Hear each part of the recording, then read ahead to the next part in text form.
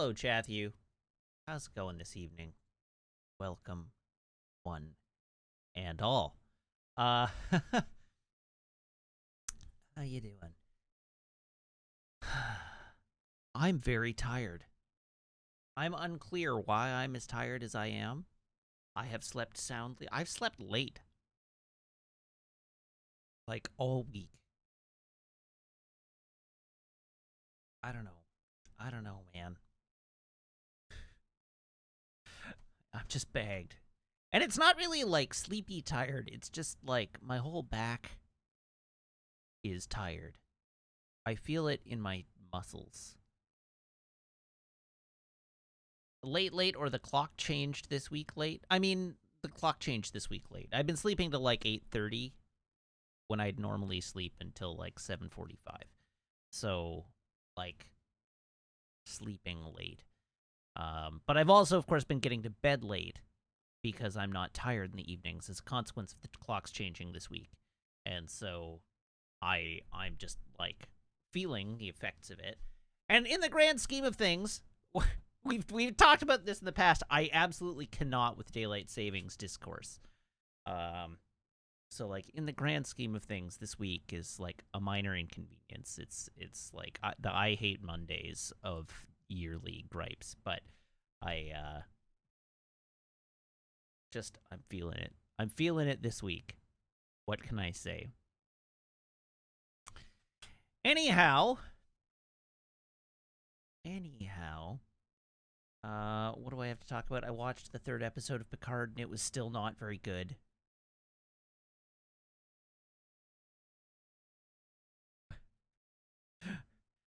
Picard was not very good. Um, I don't know why. I don't know why it continues to not be very good. I think my thesis around Picard is my total thesis around Picard is that it would be better if it was a show not about Picard. Picard is the least interesting character in the show by a country mile. I don't feel like we're exploring Picard at all. I don't know. Once again, for the second time in 3 episodes, I'm wishing this was a Rios series. I want Captain Rios, Captain of the Stargazer, going and doing time crimes. Like, come on. Who is it? Rick Berman? No, Rick Berman was the TNG era. I don't even remember who's the showrunner, but they just give me Cristobal Rios, Captain of the Stargazer, doing time crimes, please. That's the only part of the show I care about.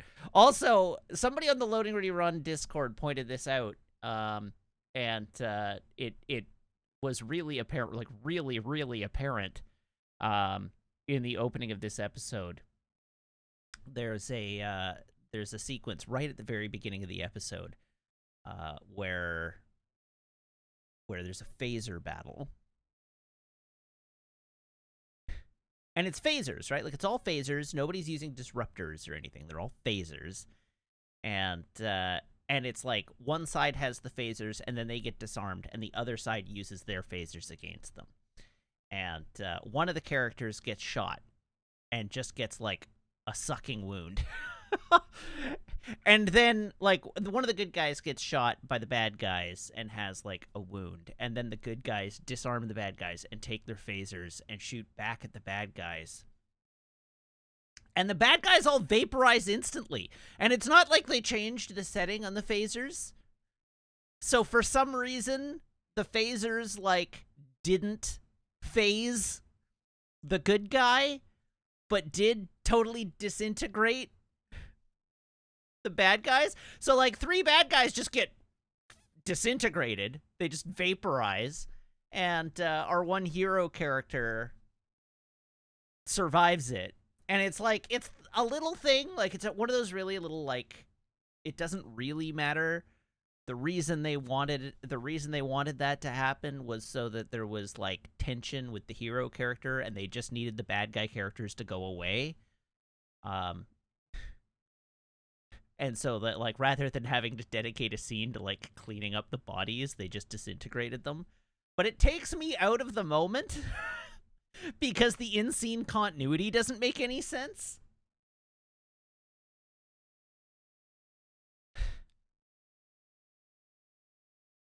Like, I don't know. They forgot to have the good guys change the phaser settings, or just like have a scene.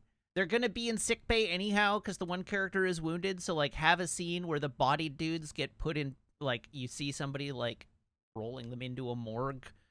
They were not phased longer. They're phase pulses, right? So nobody was phased longer. They were just phased much more to death.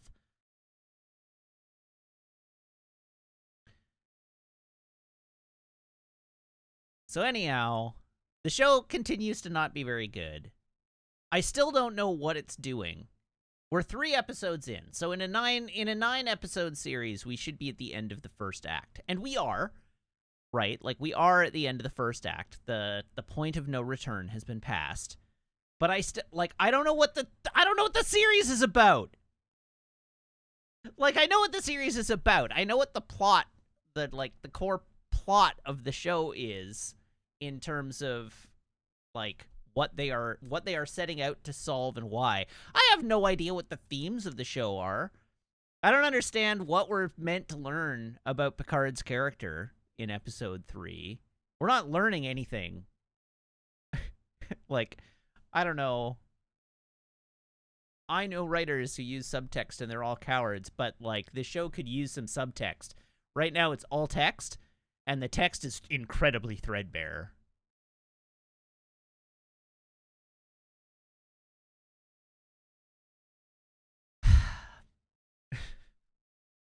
I don't know. I want to like the series more than I do. I just want there to be good Star Trek. That's what I want. I don't know. I want there to be good Star Wars, and I want there to be good Star Trek, and those 2 series are good at different things. But they're good at different things. Just do the things that you're good at.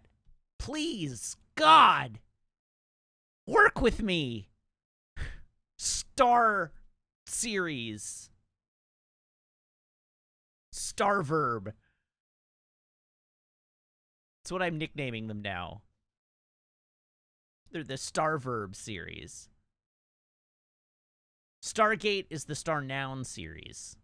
But Star verb, well, I mean, it sort of is. To war, to trek, these are verbs. To gate can be verbed in that way too, but it's not. Like, the gate is a physical object. Gate can be a verb. That's what I said. Gate can be a verb.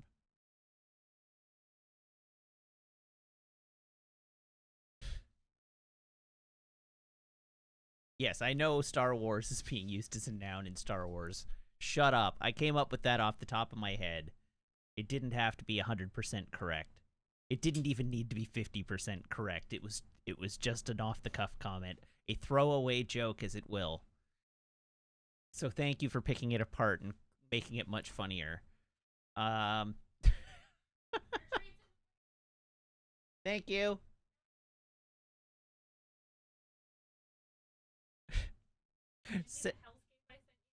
No, I didn't. Oh no. We have an Irish pub in the building.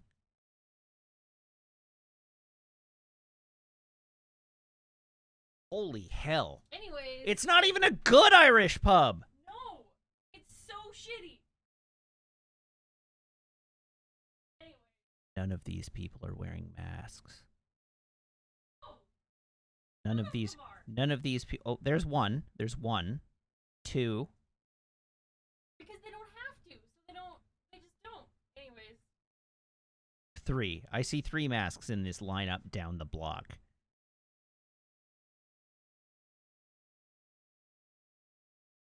Isn't it so lovely? It is lovely that all of my viewers are staying at home and remaining healthy, taking care of themselves and others, demonstrating a commitment to the health and well-being of the people around them.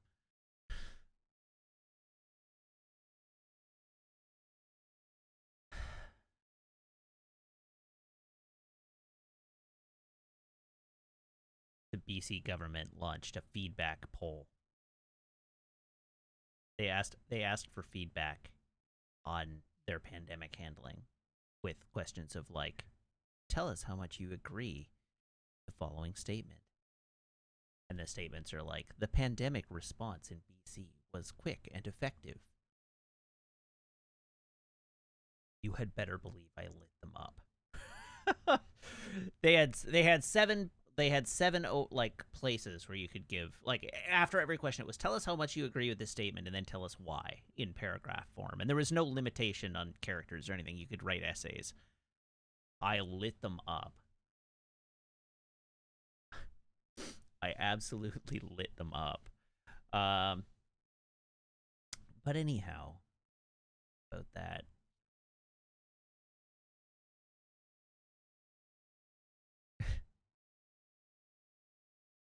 Are all of the statements framing the pandemic's past? It was all to do with pandemic response. So, no, it wasn't. It was rate our performance in the past, because it was asking for feedback on things they had done. So, in that sense, it was past tense, but no, not really.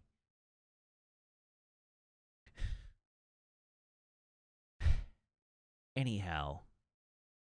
My final line was, I'll see you all at the peak of, but my final line in the feedback forum was, I'll see you all at the peak of wave 5 in 6 to 8 weeks. Cheers. So, if the lineup outside the tiny Irish pub tonight is any indication, here we go.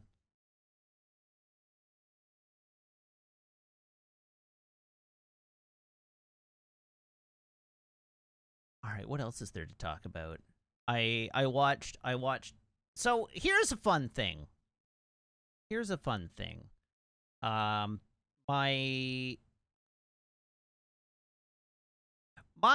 love of Law and Order is well documented at this point. I truly do enjoy a good episode of Law and Order. Why? Your guess is as good as mine. Am I watching the reboot of Law and Order? No, I'm not. Or the resuscitation of Law and Order? No, I'm not, because I don't have Peacock. There's actually no way that I'm aware of to watch it in Canada, so no, I'm not watching it.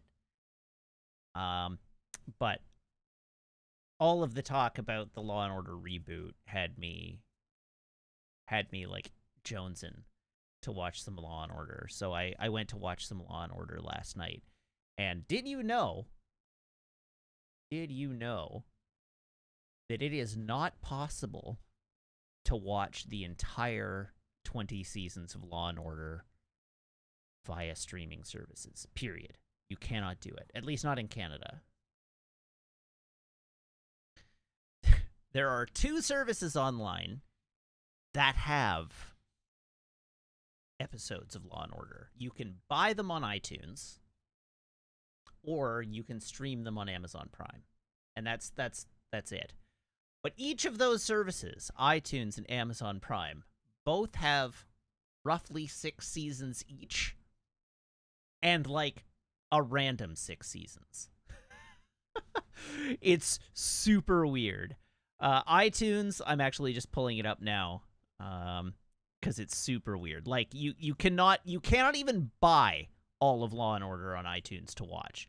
They won't let you. So iTunes, I'm in the process of looking it up.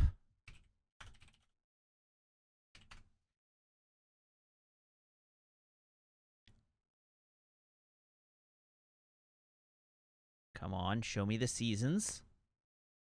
That's TV shows. TV seasons. See all. Law and Order. We have season 21. We have season 1, season 2, season 20, season 16, season 18, season 17, season 19. on iTunes. That's it. Then on Amazon, or Prime TV, I should say.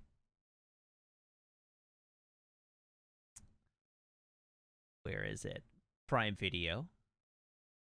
So yes, 1, 2, and 16 to 20 is what we had on iTunes. And then Amazon Law & Order has season 10. Of course, like, Amazon doesn't list things in seasons most of the time. So they have season 10, season 11, season 12, season 14, season 18 and 19, season 13, and that's it. So seasons 3 through 10 or 3 through 9, nowhere. Not on the internet. And then and then yeah, 10 to 14 and 16 to 20 on Amazon. So like there's so little, there's so much missing. So anyhow, this is a long way of saying that I started with episode 1 of season 10 last night, and it hit that Jones real good. I got the sweet rush of dopamine straight to the Law and Order center of my brain. But still, I just want to be able to watch Law and Order. It should not be hard. It should not be this hard.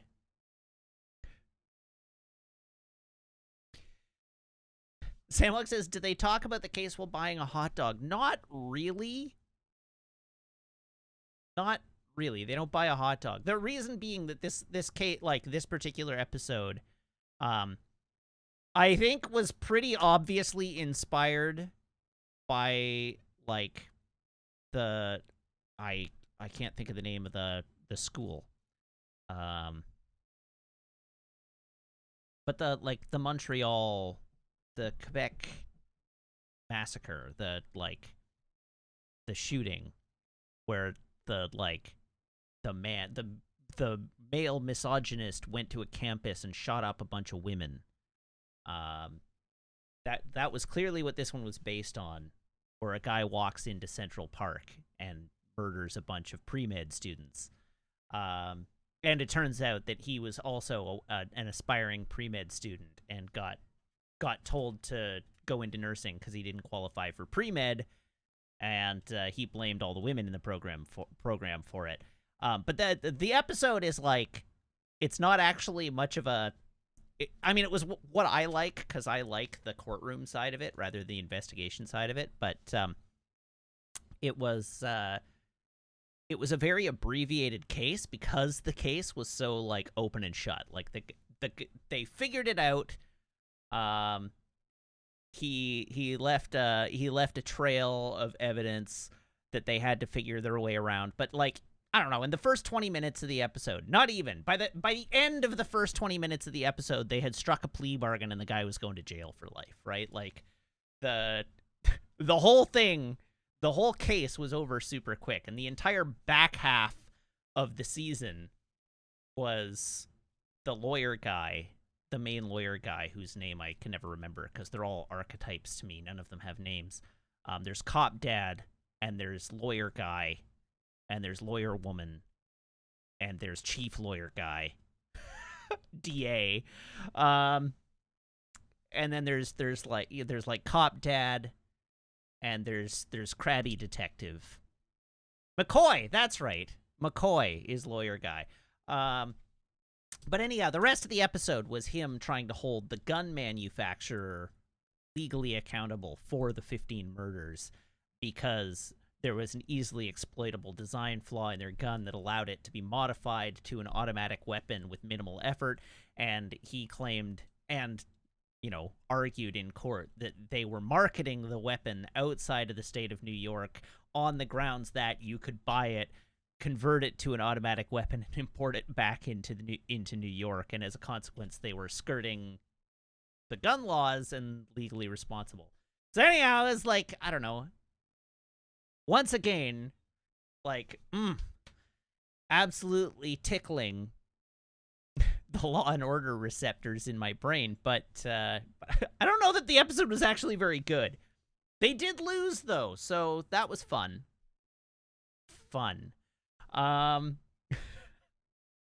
They went big. They went big for the first season, or for the first available season of Law and Order on a streaming service. It's like episode 1, season 10, 15 murders in the first episode.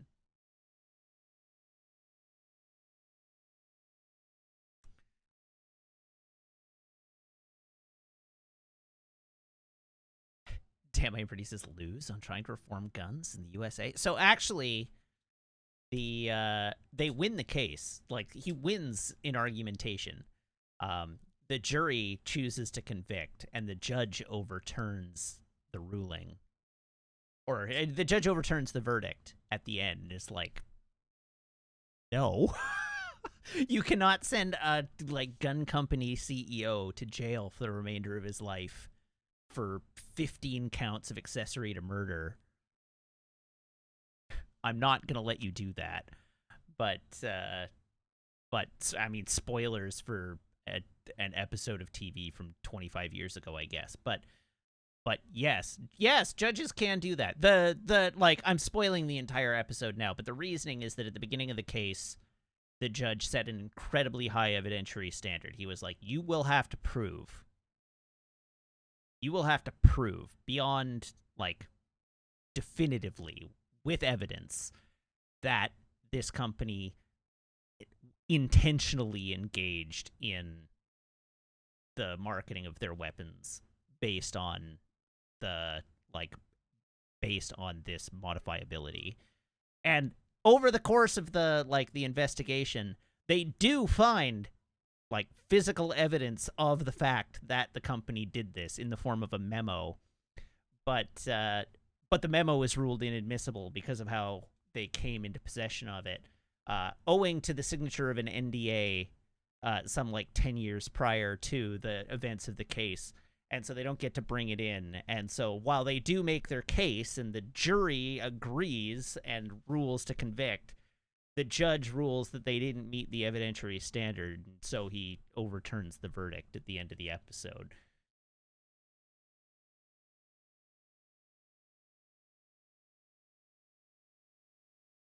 So anyhow, this is why I like Law and Order. It's a complicated show full of lots of legal, interesting legal drama and impassioned statements. I mean, I'm not big on gun law episodes, right? Because I sit way to the left of even the left wingers on the show, because of course there's different characters articulating different arguments around these different issues. And so even the most progressive on the gun laws, the voice of the most progressive person on the gun laws in the show, I'm usually to the left of them.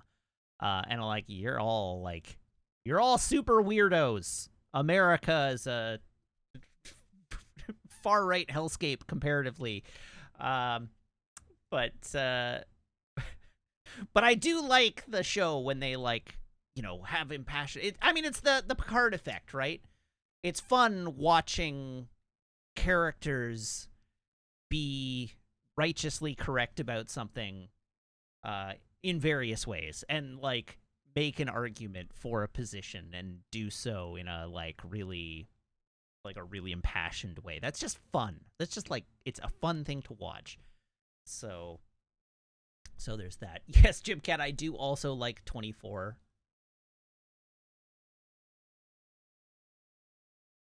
I do also like 24. I don't know. I like stupid action. It's I don't know. I like the sort of silly, ridiculous action. I don't think Jack Bauer, for instance, is a model that a real human should follow, but he's a fun character.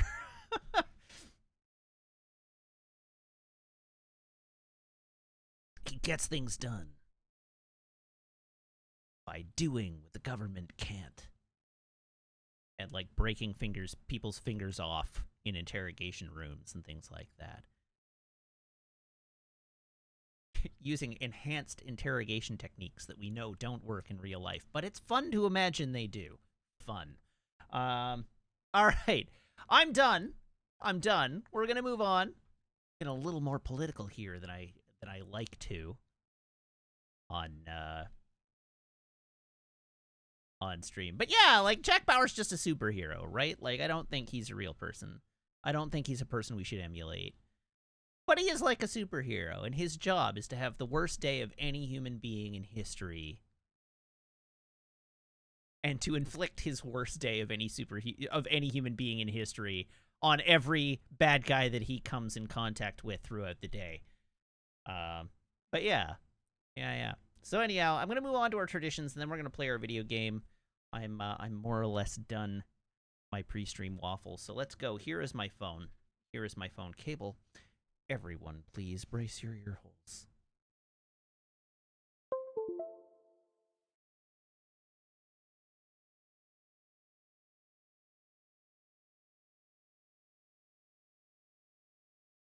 Sandwich says, I kind of like the latter seasons, Jack, where he's just clearly completely burned out. Absolutely. Jack Bauer is fun. Honestly, Jack Bauer's fun all the way through, but the more beleaguered and burned out he gets, the, like, kind of the more fun. Like, the climax of that series, the peak of that series, as I've said before, is the final scene of season 3 when he breaks. Like, Jack Bauer fundamentally breaks at the end of season 3. And then they somehow made 6 more seasons of that show.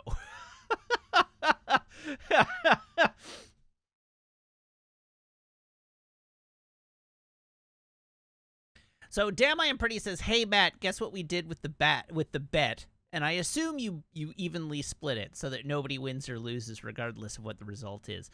Izandai says, "Is that him crying in the car?" Yeah. He saves the day by chopping the arm off of his daughter's fiancé, ending his daughter's fiancé's career in CTU in the process. But he saves the day, and he throws the, like, the biological weapon into, like, a fridge that's hermetically sealed, and it goes off, but he, like, keeps it from hurting anybody. And then when all is said and done, because, like, his daughter, like, disowns him as a consequence of, like, what he had to do in that season, he ends up at the end of the day, like, he saved the day, but completely ruined his entire life. And so he just gets into the van and, like, breaks down crying over the steering wheel, and then the day ends. And then, like, that's the end of season 3.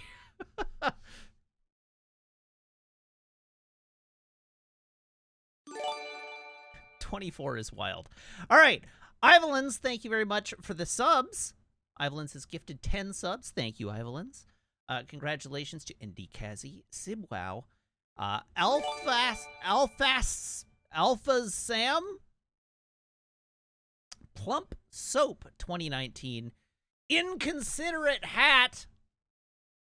Why are you so inconsiderate, Inconsiderate Hat? Wouldn't you prefer to be a considerate hat? I don't understand. DS Lucia. Congratulations to you as well. Death Likes Cats. Congratulations. Detritus Rex, congratulations to you. And Rourke9, also congratulations to you.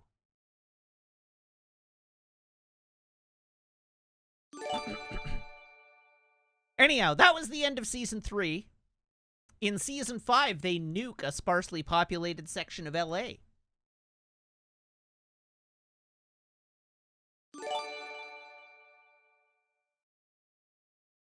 I'm pretty sure.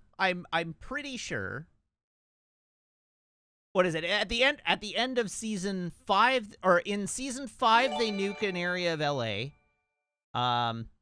By season 7, I think, he is engaged to marry the daughter of the president. But by the end of that season, basically, like, by being in a relationship with him, she becomes a target. And so she ends up so traumatized by the end of that season that she goes like comatose or vegetative, which naturally strains the relationship between Jack Bauer and the president, and so the president like disowns him. And then in a subsequent season, he becomes like wanted by the Chinese government for his various doings. And at the end of that season, the president sells him out to the Chinese government. I think that might be the end of the series. At the end of the series, the president sells him out to China, and he ends up spending like the next 10 years in a Chinese jail. Am I still on season 6? I know he comes back later, but I thought that was I thought he came back in One More Day. Or whatever it is. Like they did the like half season long season where Chloe came back and like busted him out of the Chinese jail. And then he like at the end of that season he went on the lam and was like he vanished into history and was only seen out of the corner of people's eyes for the remainder of his life. And then there's 24 Legacy, which I've never watched. But that's season 6. Then there's Redemption, and then there's 2 more seasons, and then there's Live Another Day. See, I know about the movie Redemption, but I thought that, like, that's in Africa. I thought that was before he went to prison. Like, I thought that was before he went to prison in the Chinese jail. Like, I was pretty sure at the end of the series, he ended up in a Chinese jail. Like, the series ended very badly for Jack, as I recall. But maybe I am getting confused. It's been a long time since I've watched 24. Anyhow, 24 is great. 24 is wild. It goes so far. It jumps the shark so hard that it finds another bigger shark to jump and jumps that.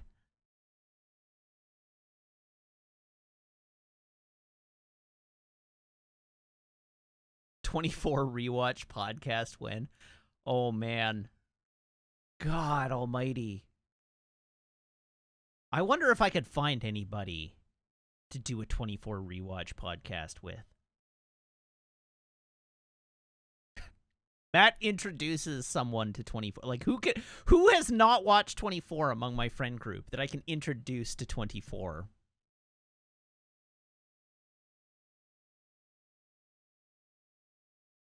Oh, I'm pretty sure James has watched 24. James watches a lot of TV.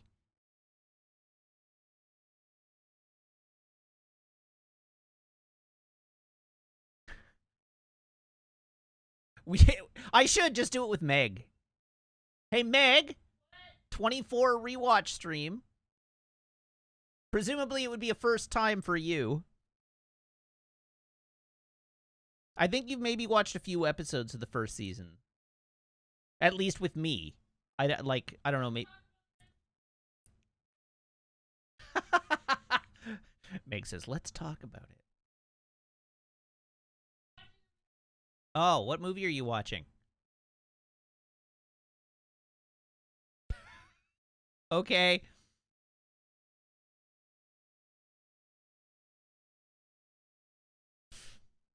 All right. Oh, Meg came this way.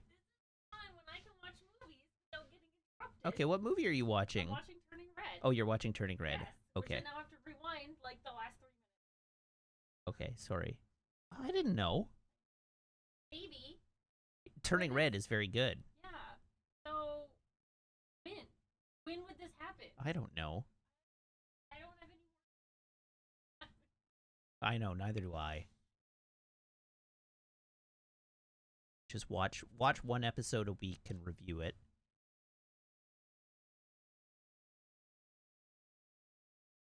Yeah, but an episode of 24 is only 40 minutes long.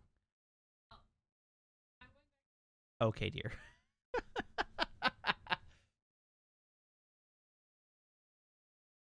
Orlandia says, how does Disney own 24? Because it was on Fox. It was a Fox show.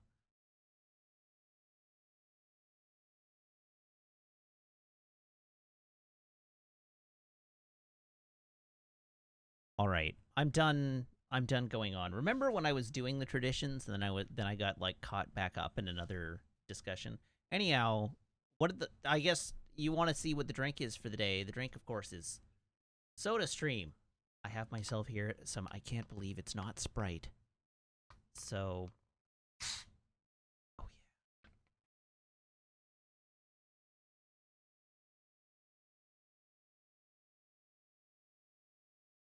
Yes, the MGM acquisition closed. I have no real strong opinions on that.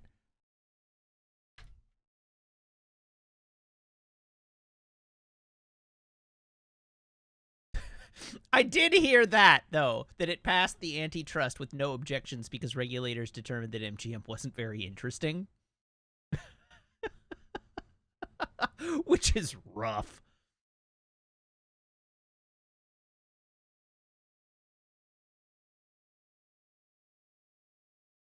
Yeah, MGM 20 years ago is about right. And the the only real like vital franchise that MGM owns is the James Bond series, and the Amazon merger doesn't give them full control of the James Bond franchise. The Broccoli's continue to own James Bond, and Amazon just has the and like to direct the James Bond franchise and what to do with it, and Amazon just gets to like order series for Amazon content.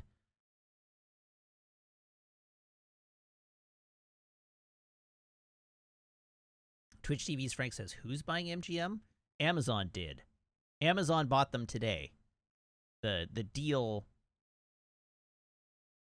closed today. It will let Amazon distribute the existing Bond movies, but I believe that the Broccoli still have like say over the market, like the marketing and the plan. So so it seems quite likely that, for instance, the Broccoli's are the family that produce the Bond franchise and who own the franchise. The Broccoli's have produced every Bond movie since the first one. Is and I have a podcast you should listen to that will answer these questions for you. Yes, their last name is actually Broccoli. Once again, is and I have a podcast for you that you should listen to that will answer these questions for you before you have them.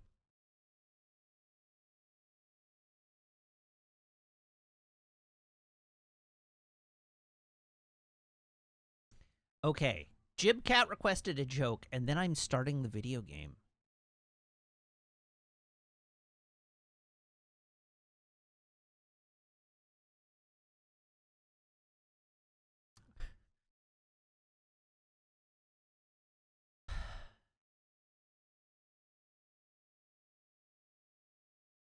Why did the taxi driver get fired?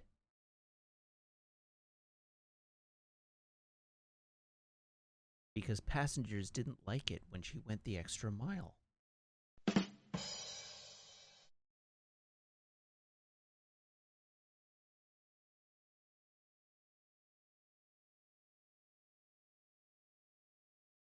Have I considered doing a podcast with Graham called Stark Raving Matt?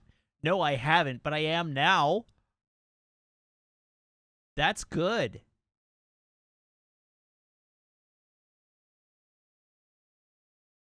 I'm going to send that to Graham right now.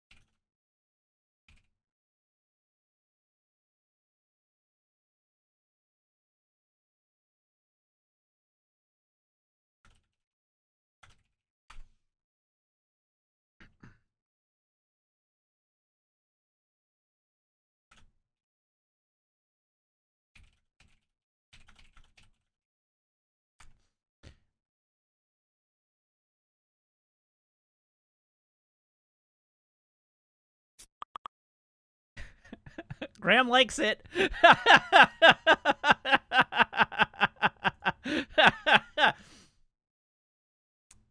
Okay. All right. Let's get going. Before we do, I gotta turn the AC on. I'll be right back.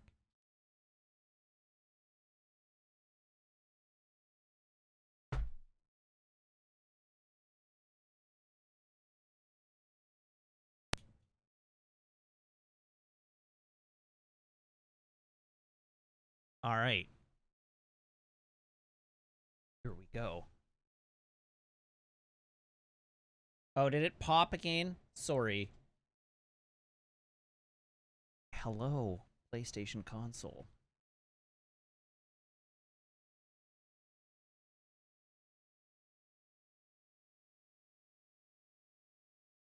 Hello, Horizon Forbidden West.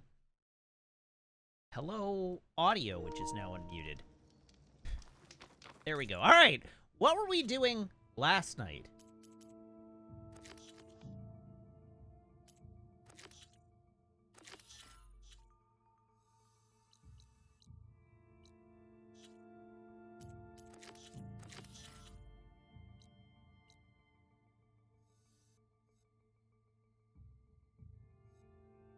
Ah.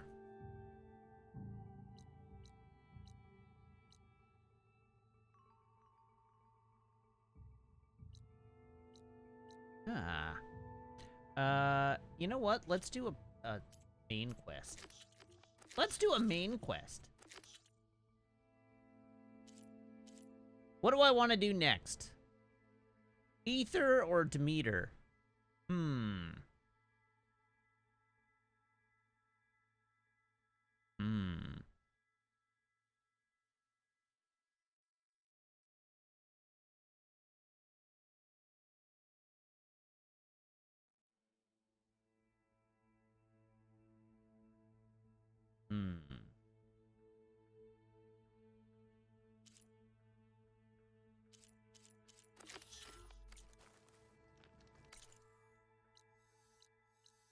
Oh god, it's so far away. Is this one closer? This one's closer. I'm doing this one because it's closer. This is my decision-making process. We're doing this one because it's closer.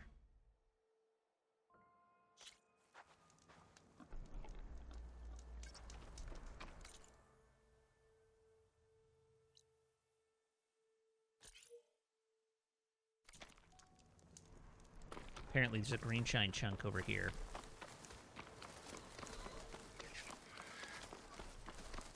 And since I am now extremely capable of taking on Thunderjaws and winning,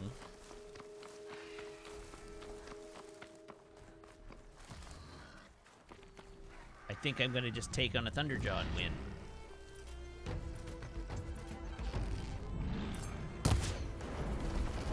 Am I? Totally. 100%. Thunderjaw's got nothing on me.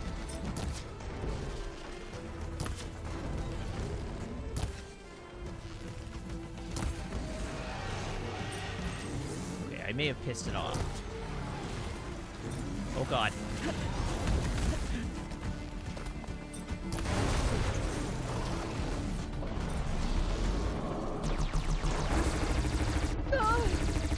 You know, maybe I'll shoot the guns first.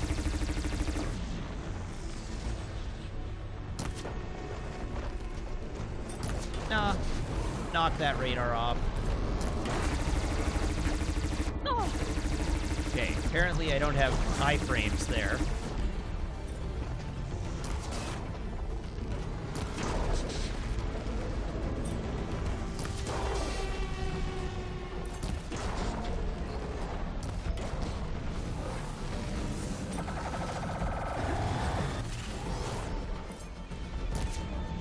Whoops. How did I miss with that? Yeah, now what are you gonna shoot me with? Idiot.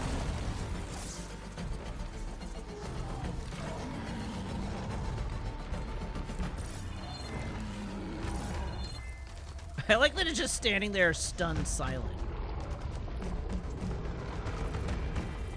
Like, oh crap, I didn't think this through. Where did the guns go?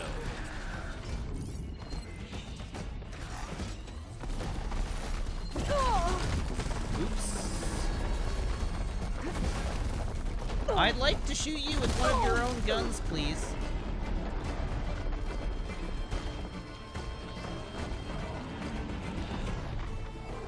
There's one. Okay, the fact that there are longhorns over here is problematic. Please die. Please die. I need you to die. I need you to die a lot faster than that.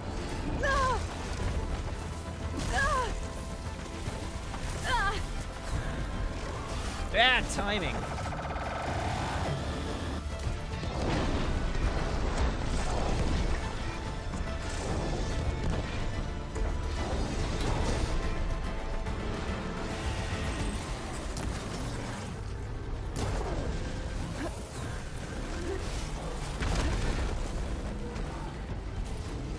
Okay, where is second gun?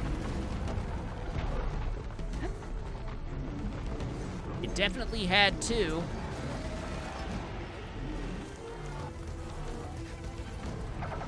Mind if I do?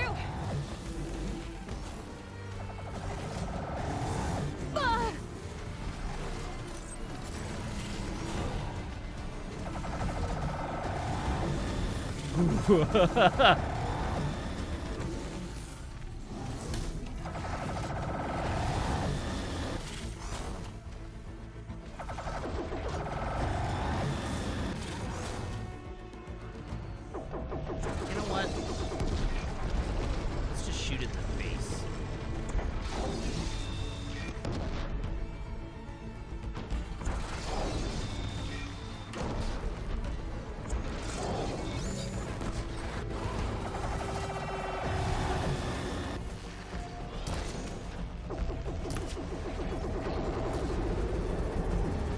Okay, I think this is a safe spot to stand, relatively speaking.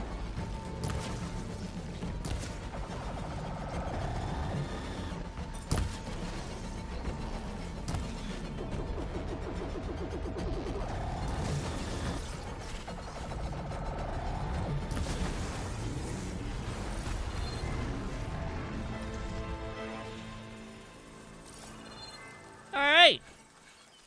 Easy peasy. Didn't even break a sweat.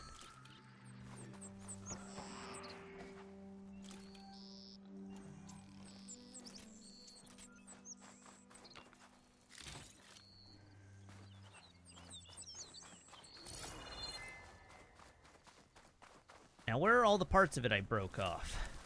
Oh, right, I should actually search it.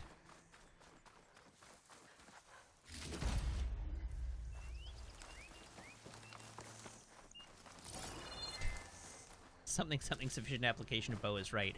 I mean, did I honestly need anything else?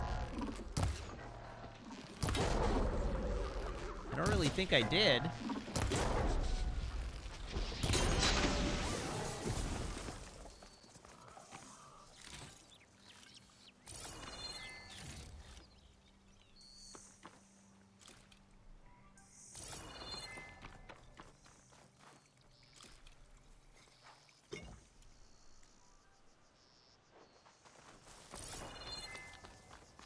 Where did my fire gleam go?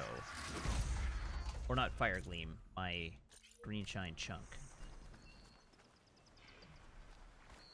Wherefore art thou, green shine chunk?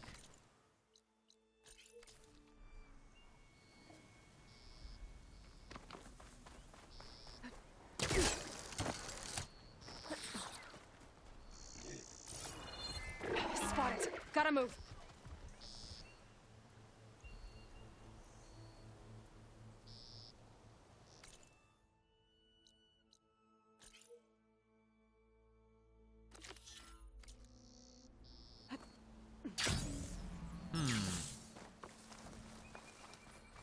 Oh!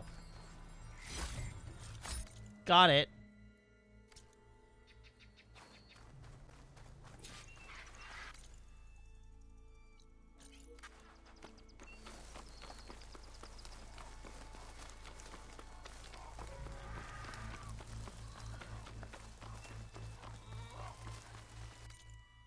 hold on one additional second. No, we are going this way.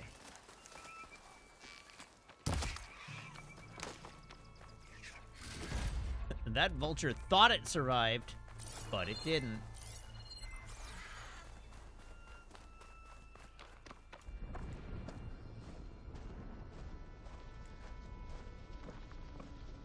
Oh, I need to refill my supplies.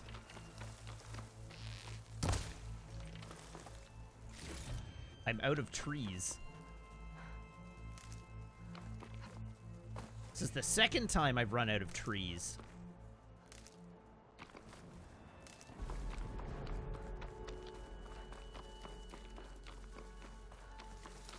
Okay, well, the local fauna gets to live a little longer, I guess. While I collect the things I need to use to make arrows with. Maybe some healing items along the way.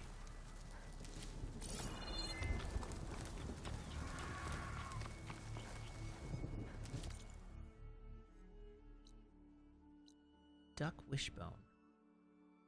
Duck wishbone.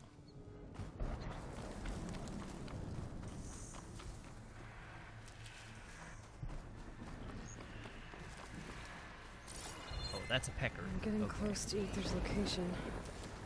Guy said it would be in some kind of physical processor. Well, this is gonna end in tears. Ooh, easy there. That was not the animal I meant to override.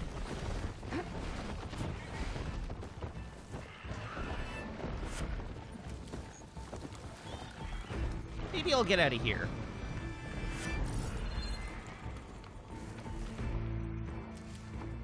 Try and avoid getting trampled to death.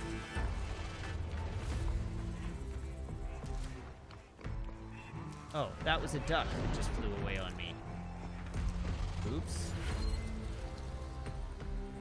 Do we have any more ducks in the neighborhood?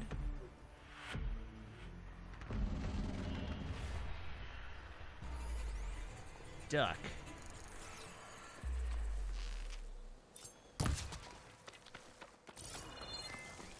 Oh, look at all these trees.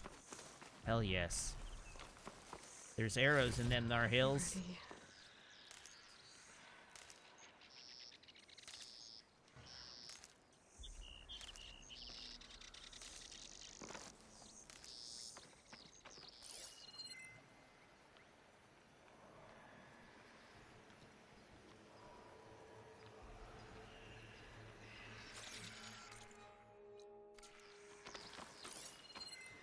Are you a duck? Walks like a and talks like a.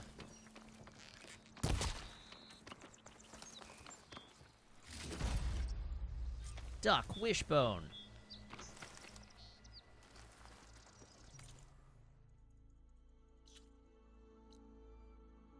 Duck feather.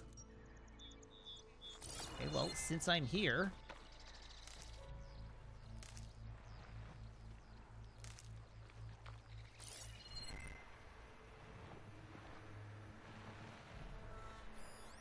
That's a pigeon, not a duck. That's a giant ass wasp.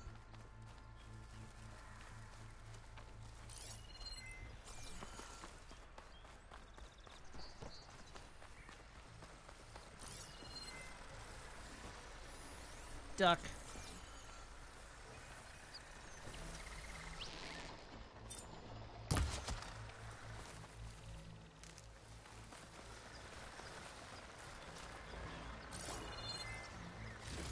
Duck feather? Hell yeah, duck feather. Got there.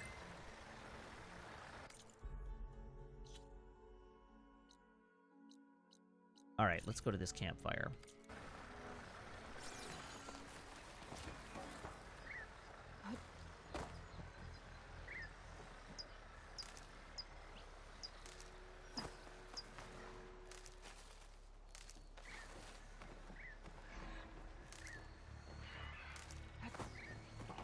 I'm just collecting all this wood because it's abundant, and I don't want to have to collect wood for, like, a long time again.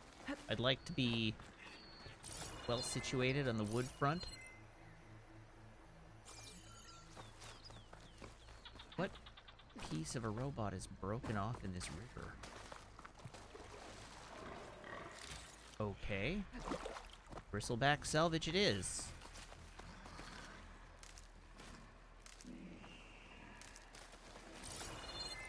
This is my version of Minecraft.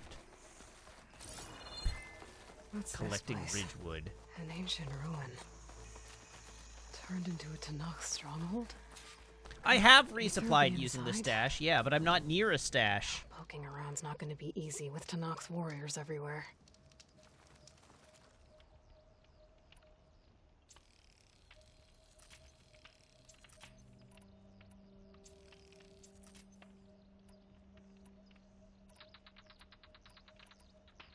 Okay, I should probably change that equip. Weapons. So what have I got? I've got those, I've got those. I'd like, I don't know, my Sunshot Hunter bow. Not really.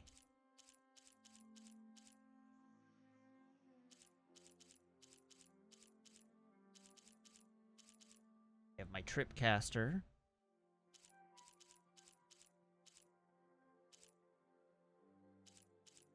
Blast sling, rope caster's equipped. How have I not found a new rope caster?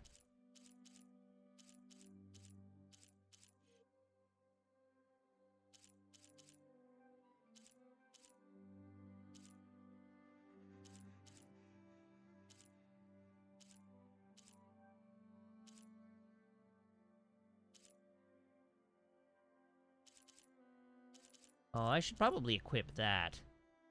Just so that I have electric arrows. Plus it's a purple.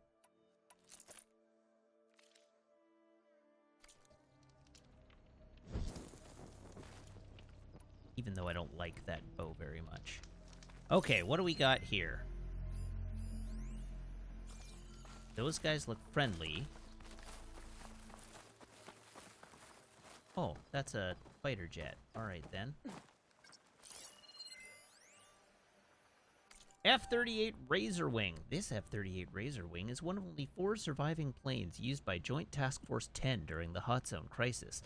A 6th-generation VTOL multi-role combat aircraft, it was designed for air superiority, strike missions, close air support, electronic warfare, and intelligence gathering. Kindly donated to the museum by the Medina Society for Southwestern History.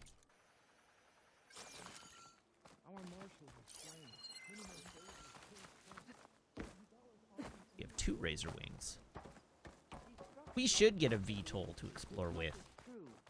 Hello, friends. You're friends, right? We will not. Regala's forces may seem strong now, but Her machines took out my entire squad. Now I can't remember climb the ladders! visions.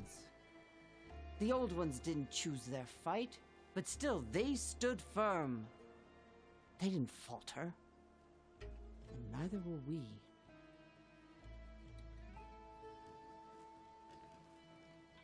Blood of the Ten. You've come to us. You know who I am? Oh, the warrior with hair like wildfire who defeated Regala's champion at Barren Light. Yes, you are known to us. I am Dekka, chaplain of the Lowland clan. You've come to speak with Chief Hikaru. Not quite. Sure. There's something I need here. Anything you need, the chief will provide. Come. Okay. Is that one of the visions you were talking about? Yes. The Oh, I records saw of the this one on clan. Twitter. I can show you them, if you like. On the way to the chief. This clan is great. These visions. You said they're the records of the 10. Who are they? Old ones. Who fought a heroic battle against machines on this very soil long ago. Their deeds are honored in the visions. At least what remains of them. To be remembered and exalted. There used to be more of these visions? Many more. Once this place was filled with light and sound, but over the years they've fallen into darkness, one by one. That is why chaplains are so important to the tribe. We remember all we can of the visions, etched in our flesh, passed down by word of mouth from generation to generation. One day the whole grove may go dark. But chaplains who come after me will keep the memories alive. Hikaru wants Why to see does Hikaru want to see me? We are at war with Regala. And you've already shown that you can stand against her. I'm not here to fight a war for you. Not for us. With us. But I won't try to persuade you. That is for the chief.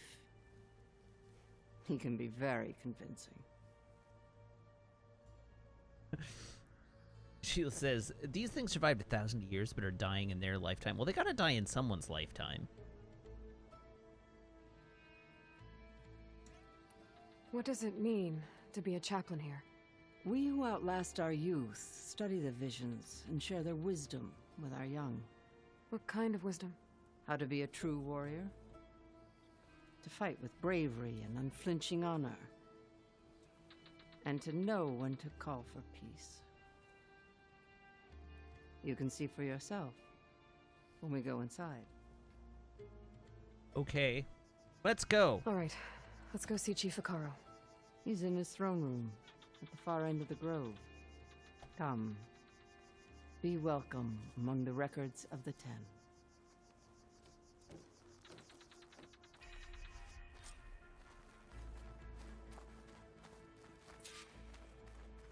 Watch the visions. It's glitched. Incomplete. Joint Force 10 active. Led by weapons were battle.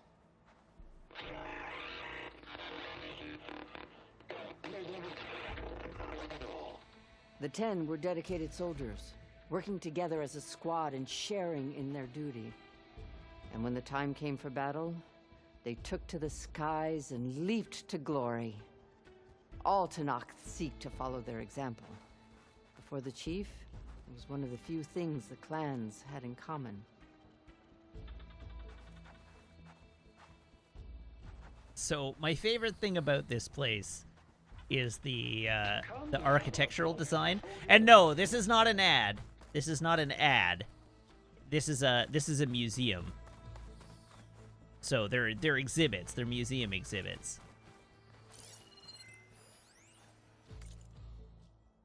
73-H exhibit.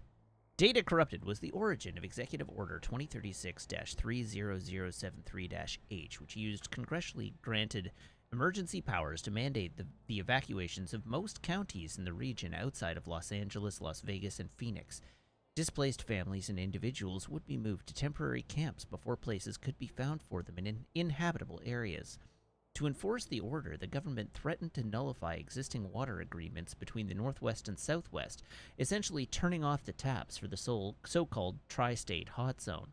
To its supporters, 73H was a humanitarian effort designed to preserve resources and help climate-stricken Southwestern families start new lives. To its opponents, the order was a clear bait-and-switch. The federal government had broken its deal with Medina in a greedy land grab that employed eminent domain to seize mining claims. At the same time, it would place Southwestern refugees in fenced-in camps, which were quickly disparaged as 73-Hell, a provision that incited immediate data corrupted.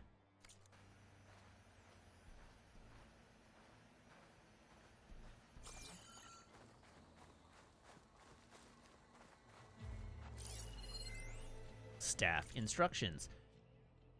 Hi, Andy. Could you please inform relevant staff in maintenance, hosting, and security of the following new opening and closing protocols? I've already briefed Dwight and Shania at MUSEC. Thank you. Signed, Micah. Opening the gallery rooms. Holographic displays should all be live 15 minutes before opening time. Inspect showcases for smudges and wipe with dry cloth if necessary. Inspect outdoor areas for temperature and humidity. Closing the gallery rooms. Make sure the cleaning robots have finished their sanitation rounds. Double check for restocking of supplies. Sign off on cleaning, usually with Ned, escort cleaners to staff entrance. Final rounds, hand over to night security through Musec, exit through staff entrance.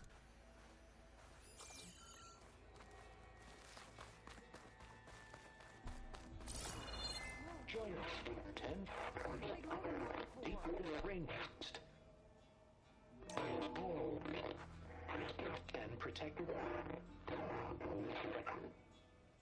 in the jungle, sealed by darkness. Trap their enemies. Soldiers in a jungle. Those were the 10? Yes. They knew how to use the jungle's depths to distract the enemy until the perfect moment to strike. Generations ago, my clan, the Lowland, looked to this one for inspiration as they claimed the jungle to the southwest.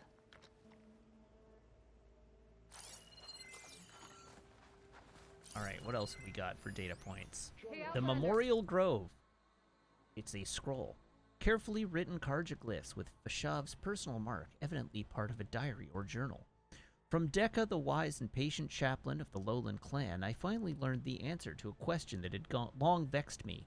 Before my capture, the only Tanakh I had ever had conversation with, if one could call it that, was a prisoner at Sunstone Rock who spoke of taking the blood and children of her enemies as her own. Her rant seemed to confirm the lurid stories about the Tanakh I had read in my youth. Yet in all my time in the Forbidden West, I have never seen such barbaric practices. I wanted to know if there was truth to the prisoner's words. There was. Those were the old ways, Dekka clarified, dating from the constant warfare between clans of years past. Since the ascension of Chief Hikaru, such practices have been outlawed, though not completely abolished. A few stray recalcitrants and exiles still cling to them.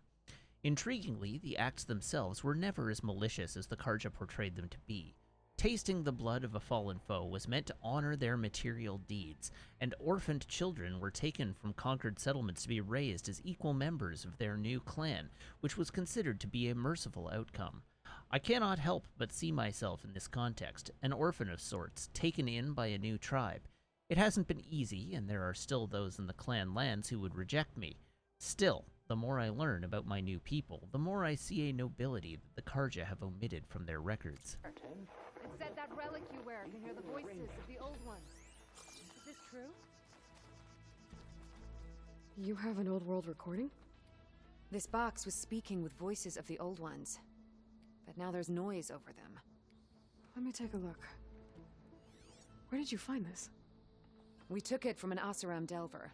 She was trying to steal it, and other artifacts from Tanakh territory. The others were going to bury it in the sand with her. But then I heard the voices. Well, the data here is badly corrupted, but... Delta Juliet 9, you are weapons-free and clear to engage the swarm. Good hunting. Copy that. We'll buy Zero Dawn the time you need. Delta Juliet 9 out. The voices of warriors from the past. And that Oseram wanted to sell them for shards. The bravery of the 10 should be remembered. I'm not sure what you mean by the 10. Have you These not been forces keeping came up, from the Aloy? final battle of the old ones. Another battle? I could learn more about it if I could find the other boxes. That Delver did say there might be more recordings to be found in the wreckage of ancient flying machines. She claimed she had a way to locate them. Yeah. The box with the voice data on it is emitting a locator signal. I could use it to find the others. If you do then, bring them back here. I will see to it that they're treated with proper respect. Whatever sacrifices were made by these ancient soldiers, we will honor them. Well, conveniently for you, I have a bunch. Trade in my recordings. I've already found a recording. I'll take any you find. Let me give you something for it.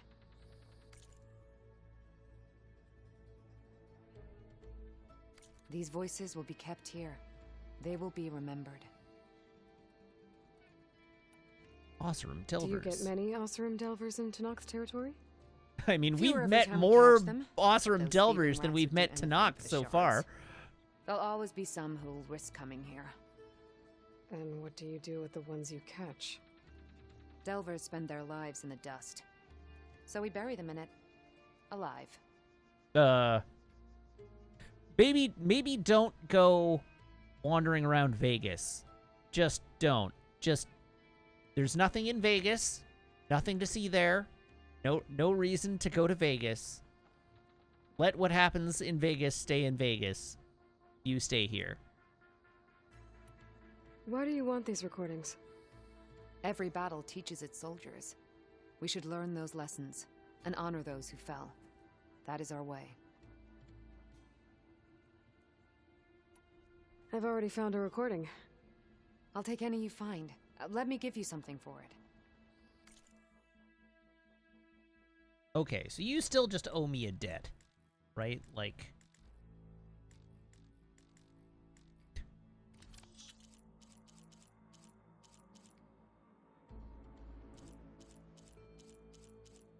Ah, okay. So I can get one of each. Can I get one of each?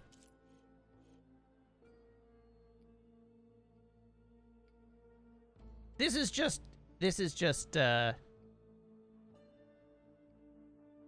oh, I see.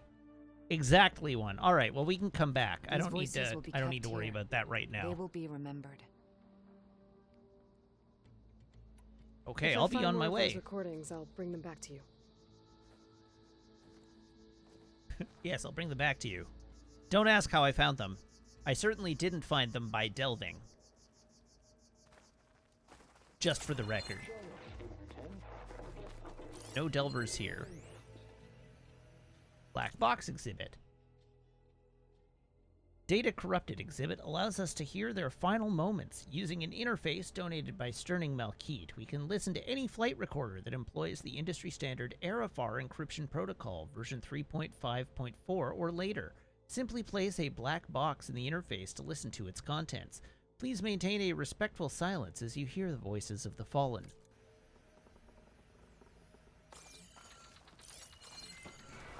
My focus can detect beacons from those recording devices. Should help me to find any others that are still out there. Feedback. Data corrupted much of a gun at all, jamming all the time before it blew up in your face. What on earth is it doing in a museum? If there's a hell for guns, it belongs there. Rick Deli, Washington, D.C. Gracias por preservar esta historia.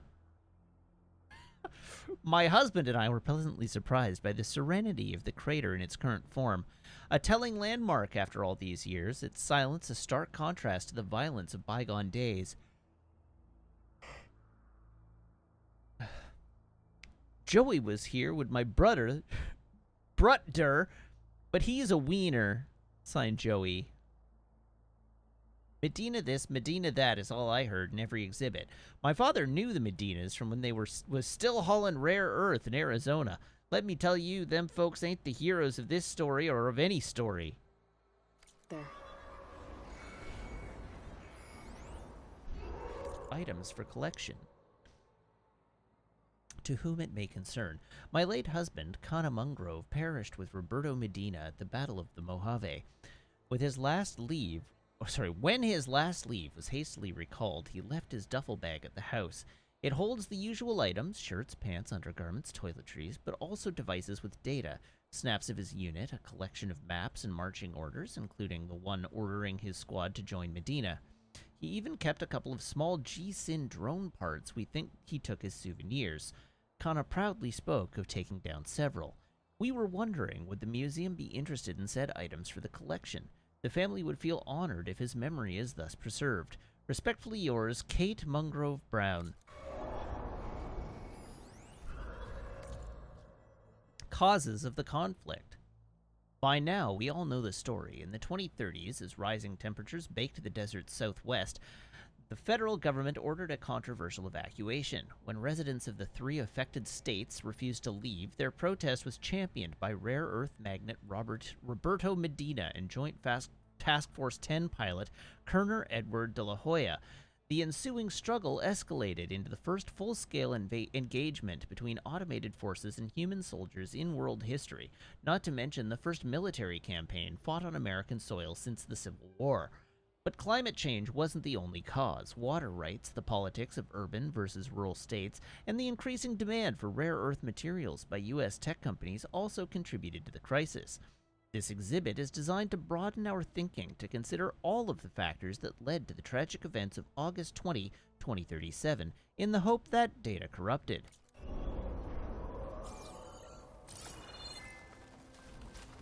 In the hope that data corrupted.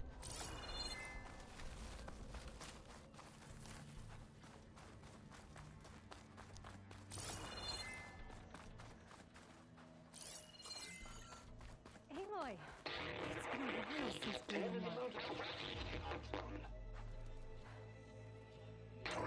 At last, any crowd. 10 were defending the local mountain land. During their war, the 10 climbed sheer rock, braving blinding snow and wind. They stopped at nothing to protect their own. You make them sound invincible. Good to They see weren't. you, Aloy. But the visions tell us of their courage and strength, something our soldiers aspire to. The Sky Clan admires this one above all the rest. They make their home in the mountains northwest of here. All right. Cool. Man versus Machine. Data Corrupted exhibit shows holographic representations of all 7 G-Sin battle drone models deployed during the conflict. JTF-10 rapidly made a mockery of G-Sin's non-lethal approach. In engagement after engagement, whether it was a surprise artillery barrage from the frigid slopes of Gold Mountain north of Big Bear Lake, or a desert ambush near the solar plants in the Nevada desert, or a wingsuit jump into the jungles of Colombia to stop an attack on a rare earth convoy, JTF-10 soldiers repeatedly proved that state-of-the-art AI and newfangled weapons were no match for human cunning and data corrupted.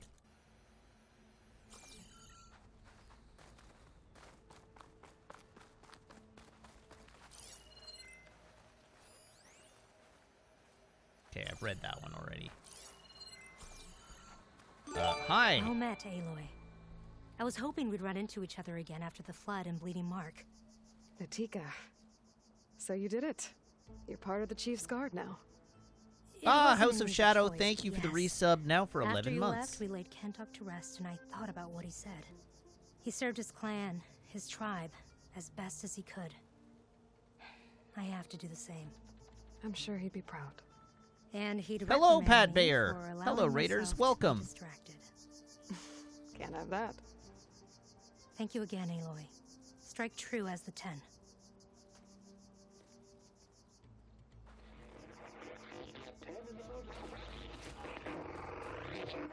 Claimed the desert.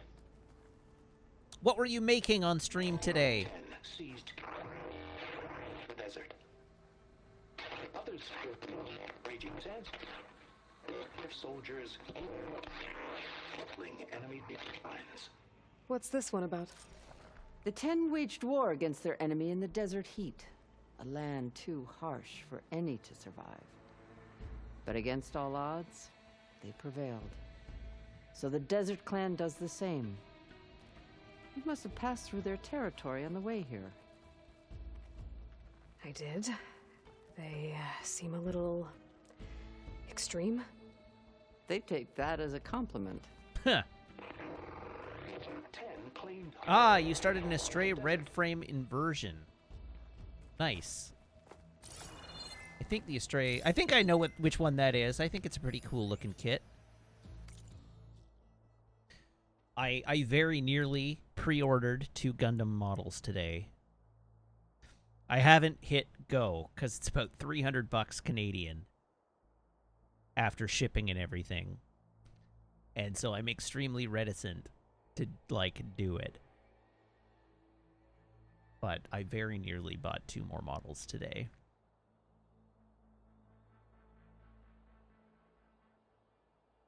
Alright, Medina exhibit. Pepper says, I spent $86 yesterday on 3 kits. Yeah. So the kits I almost bought today are the Tallgeese Flugel. The Master Grade Tallgeese Flugel, which is like 81 bucks US on its own. And the other one... No, 119 bucks US on its own. And then the other one was the the master grade full armor Gundam, because I found out from my local hobby shop that they're not expecting to get one in until July. So I have my name down at my local hobby shop for one, but they aren't expecting to be able to fulfill till July. And I found one for pre-order online, expecting a restock in March, and I was like, do I want to pay all that extra to get one in March? Really, I shouldn't. Really, I should not. I should pre-order the Flugel because I can't get it here. But I should probably not do... Now that I'm thinking about it, I should probably not do the full armor because it's not like I'm going to be able to build it for months anyhow. All right. Medina exhibit. Data corrupted defiance of the federal government. Medina declared that he would dedicate all the profits of his mines to habitation efforts, helping as many Southwesterners as possible to stay on their land. This unselfish rallying cry echoed throughout the hot zone, causing other mining interests and businesses to follow suit. The federal government responded by following through on its threat to cut off water supplies, but this only galvanized the protest movement. Medina's alliance signed a multi-year agreement with the South American water cartel Mercosur, a joint effort by Data Corrupted.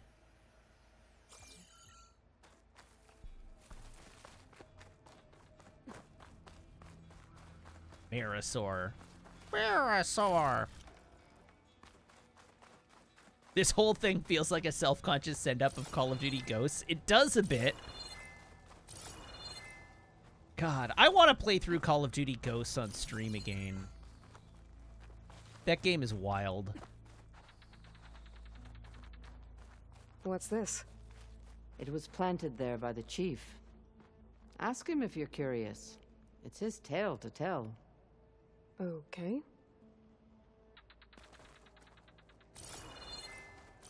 Which one's this? Hall of Heroes!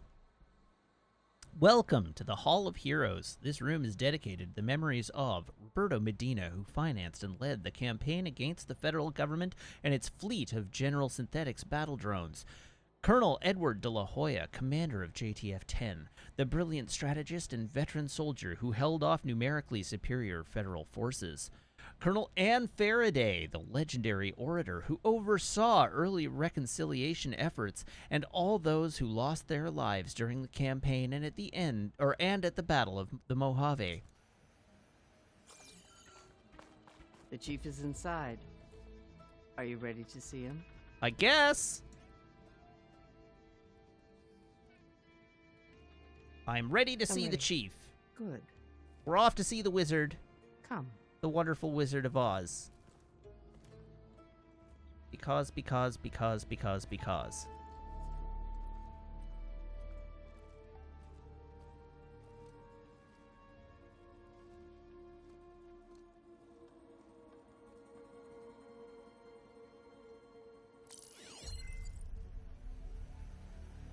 Oh, I like the... I love the fighter jet just hanging behind the display. That's great.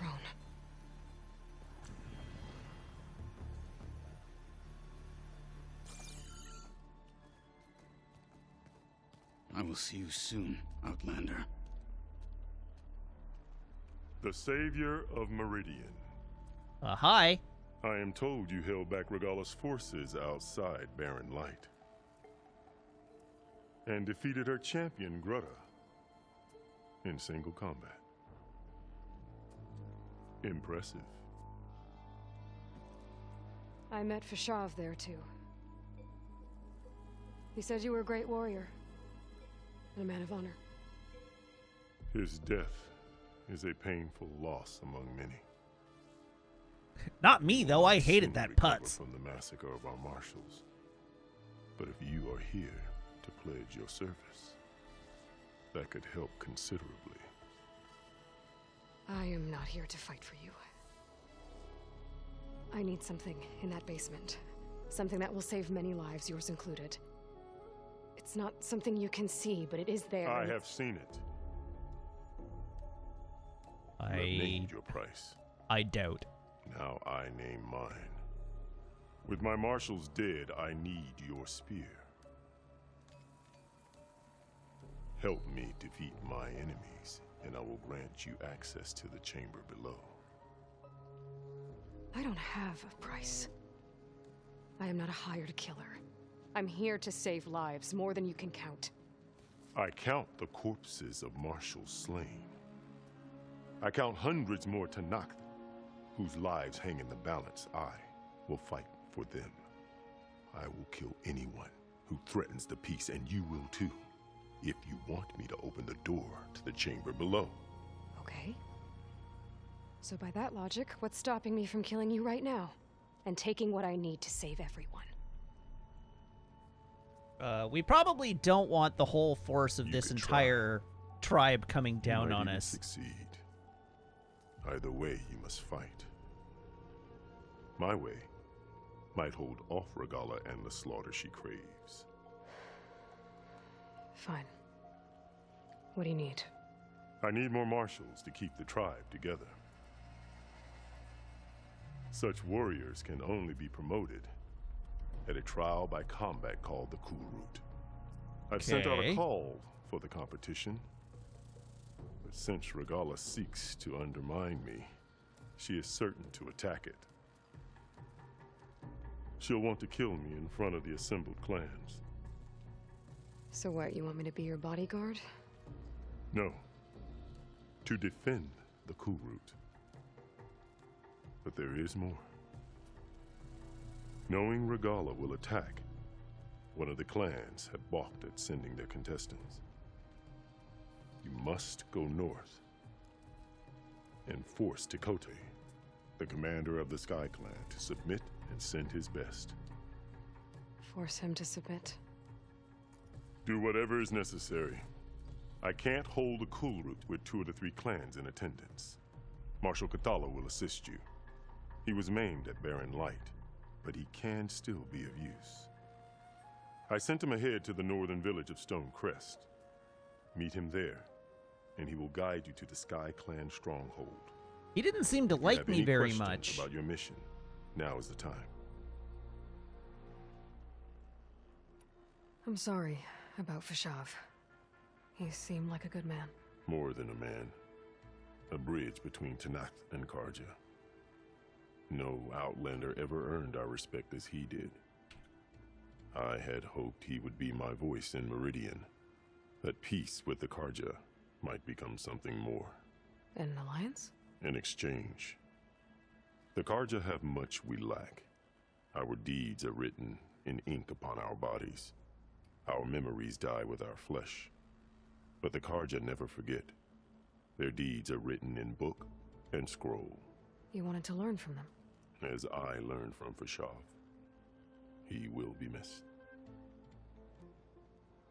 So I'm looking off screen because I'm trying to figure out who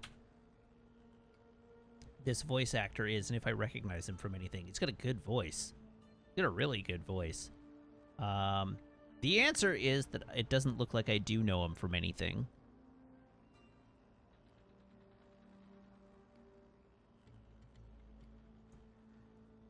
Really? Do I not know him from anything?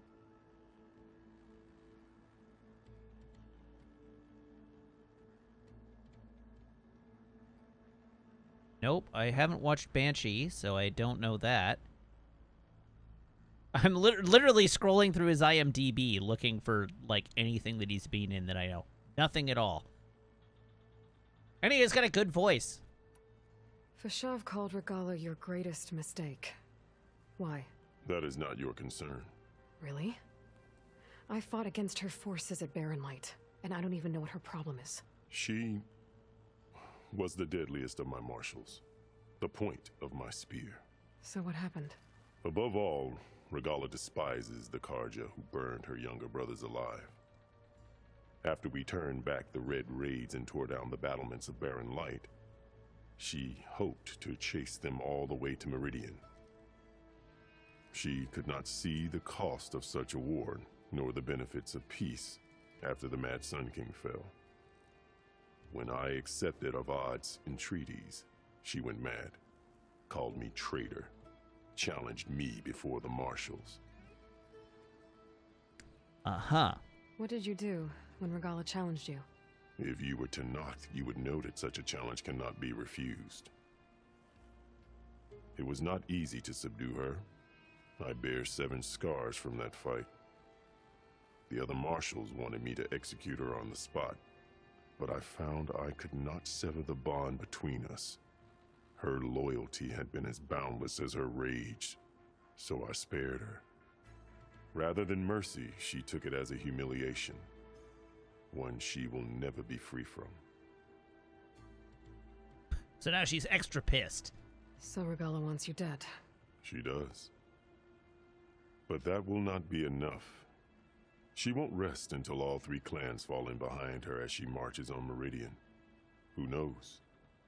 With machines under her control, perhaps she can raise it to the ground. It's been tried before. So I hear. What exactly is the Cool Route? Where once the clans fought each other, now we fight as one, against the machines. That is my law made manifest in the Cool Route. Each clan must send contestants whenever I call for the ritual. These contestants face trial by combat against machines in an arena just beyond these walls. Those who distinguish themselves become marshals who bind the tribe together as peacekeepers.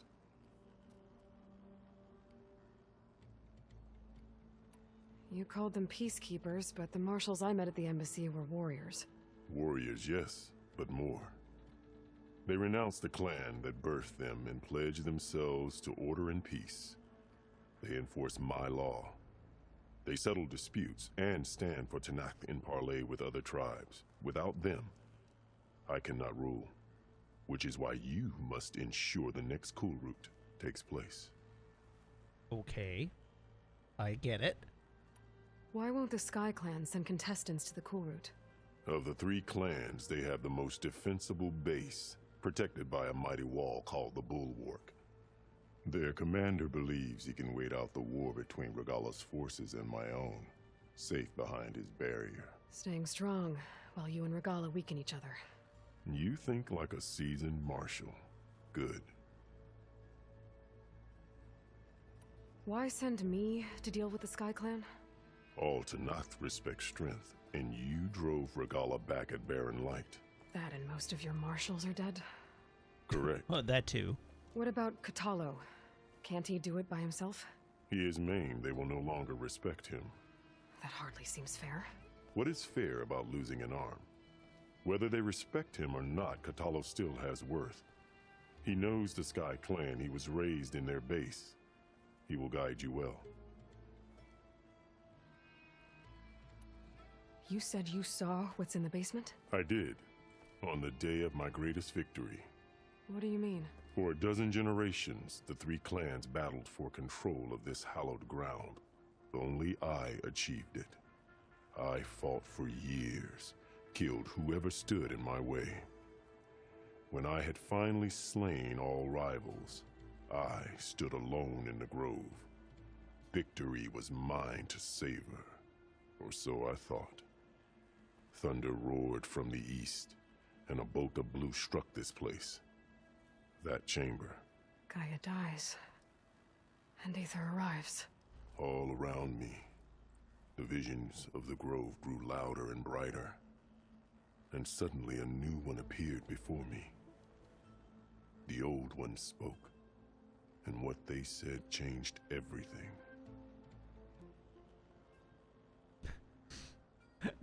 The constant like changes in pronunciation are getting me all the time. Like the Tanakh, various Tanakh pronounce Tanakh differently, and Aloy has referred to Ether as Ether and Aether now. What did the old ones say to you in this new vision? The one called Faraday foretold the growing danger of the machines, and said we must unify to stop them. She called for marshals to enforce the peace. Then the vision faded, never to be seen again. I marked the spot where it shone with my spear, and I took Faraday's words to heart. Renounced war between the clans, trained warriors to fight machines, ordained marshals through the Cool Route. Since then, the tribe has been at peace, until Regala attacked at Barren Light. And the chamber, beneath the throne. You went in after the vision? I did. Inside is an ancient device. It hums with power. You will see it for yourself after the cool route. This I swear.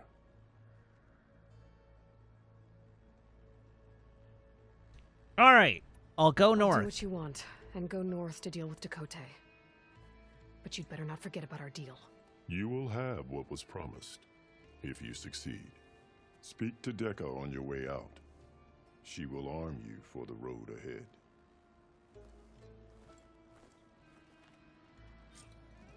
Okay.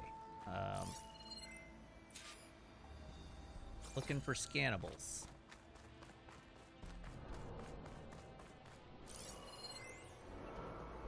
De La Hoya exhibit. Data corrupted. Among these was Colonel Edward De La Hoya, commander of JTF-10, a deeply charismatic officer with family ties to Roberto Medina. De La Hoya grew up near the Arizona-Nevada border and was responsible for having the task force based near Tucson. Several of his subordinates had families in the area. All of them were apoplectic about 73-H, despising it as an unforgivable federal overreach. The threat of being driven off their land, no matter how uninhabitable it had become, resonated with soldiers throughout the unit and beyond, many of whom were from conservative states or areas affected by climate change. As the Marisur Agreement took shape, Medina consulted with De La Hoya, who then took the case to his top lieutenants. Everybody agreed that the federal government was likely to send drones against the water fleet. De La Hoya, who came to prominence as a pilot, told the others that he was prepared to single-handedly take on the drone squadron in Data Corrupted.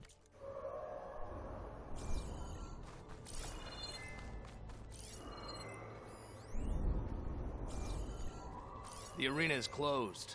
Turn back. Okay, but there's a scannable down there that I want to scan. Outdoor exhibits. To all guests of the museum, please remember to wear light protective clothing when visiting our outdoor exhibits. Dust goggles, gloves, sunshades, and respiratory masks are available free of charge at the service desk near the corridor. The crater area has been scrubbed of all radioactive materials and is therefore completely safe.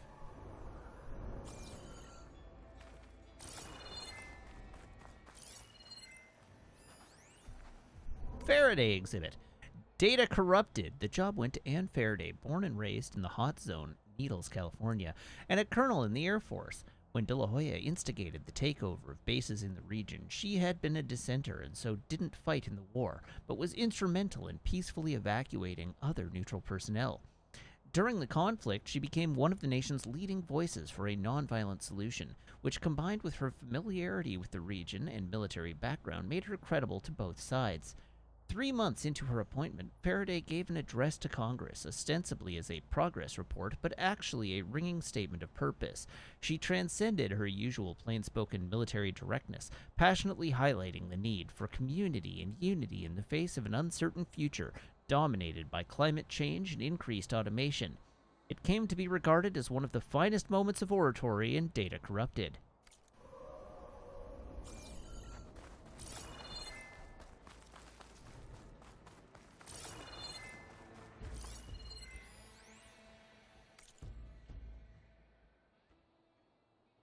Okay, and I've read this one already.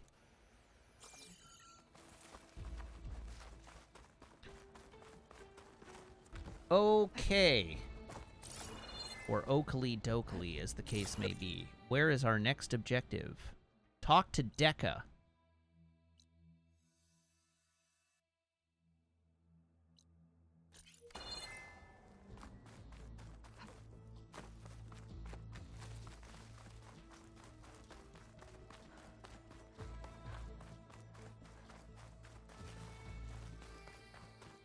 All right, hello again. Let us speak. Hikaru said you have something for me? A weapon to aid your mission. Hey. You'll need it for the long road to Stonecrest.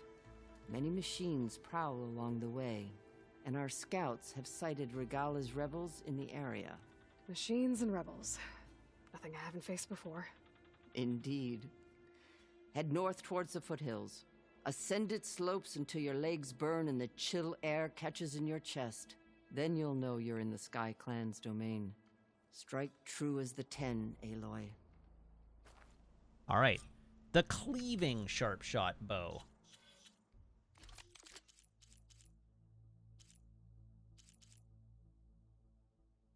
Ooh! Tear blast arrows! Finally!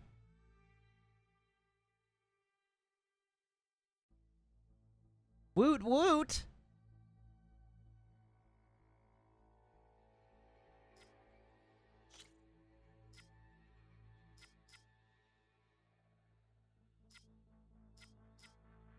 Corroding, critical hit, draw speed, knockdown power,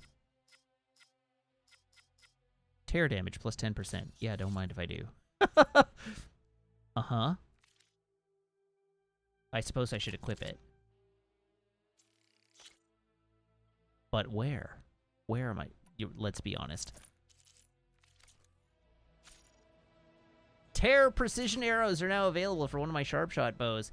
These powerful arrows deal high tear damage with a compressed air blast. Use them to remove armor plates from tough opponents or detach useful components. Hooray.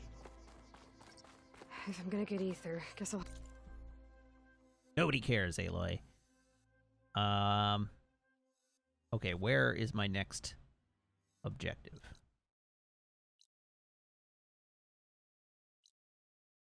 Where is north? What is north? Anyhow. Unknown campfire. Rabbit hide.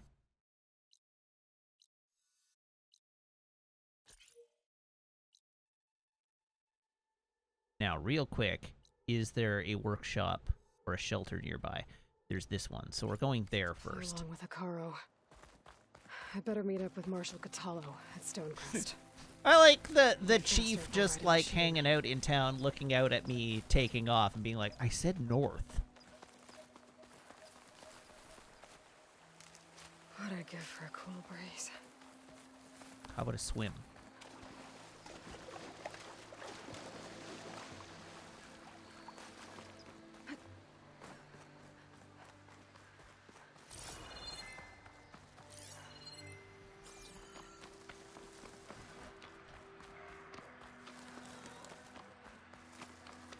Let's all go to the workbench. Let's all go to the workbench.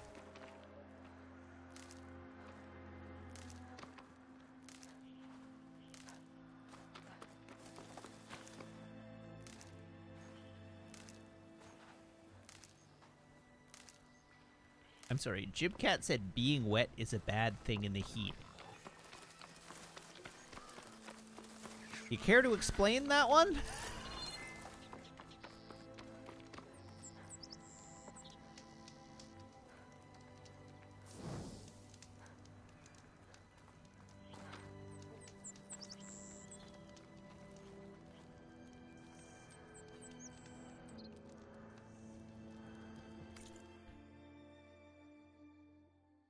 It's a workbench. Weapon upgrades. Yeah, I would expect that it depends on the humidity.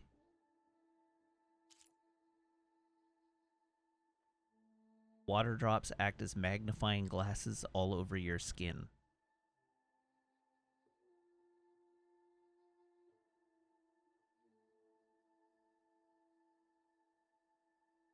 I am just mashing X to doubt right now.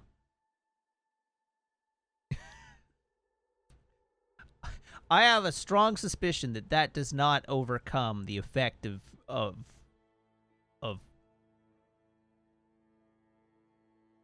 whatever it's called, evaporation. The evaporation effect, the cooling effect of evaporation. Evaporative cooling is indeed the word I was looking for.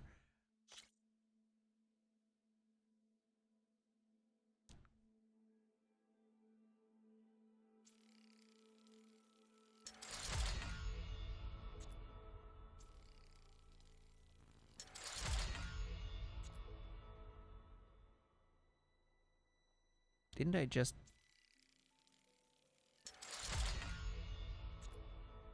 Oh, hell yeah, I can take this right to level 4 in one go? Dope!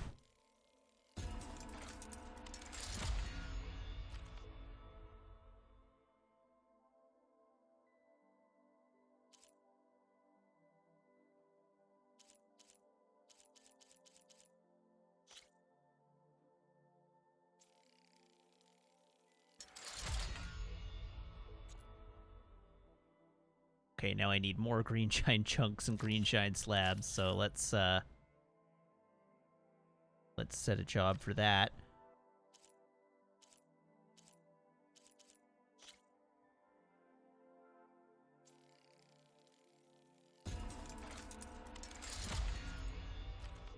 Beauty. Pouch upgrades.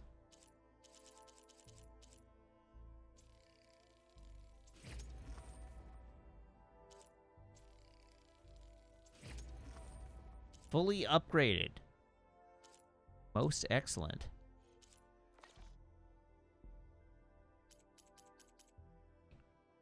All right, cool.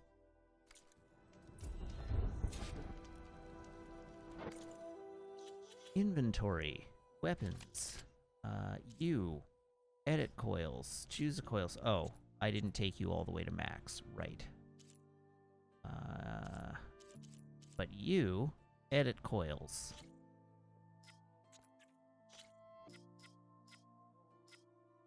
Component tear. Increases tear damage to external resource components. No effect on armor. Okay. Critical hit. High ground. Overdraw damage plus 10. Knockdown. I probably have a low grade. 464 tear? Hot damn!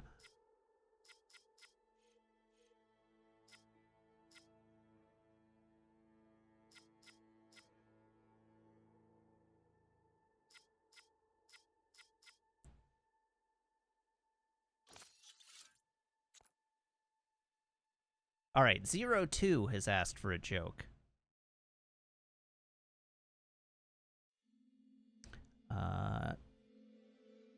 So, let's find a joke.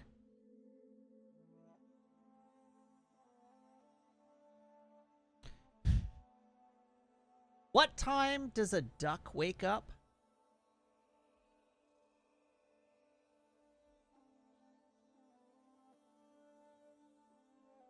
The quack of dawn. All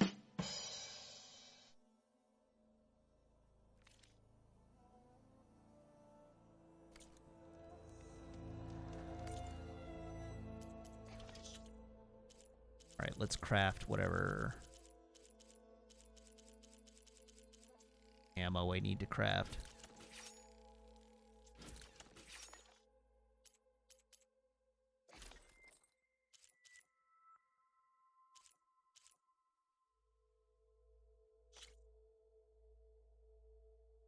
Valor Surge, Critical Strike, Weapon Stam. Trapping. Yeah. Yeah.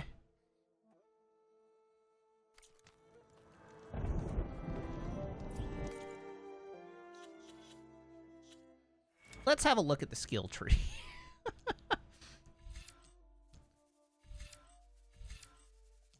Triple Shredder, Bouncing Bomb.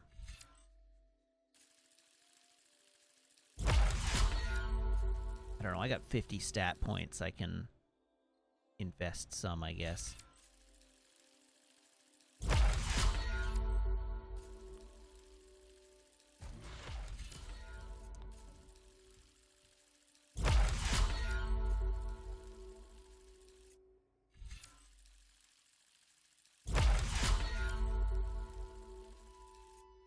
The last time I got into a fighting pit, I didn't have to buy any skills, so it was a like huge disappointment.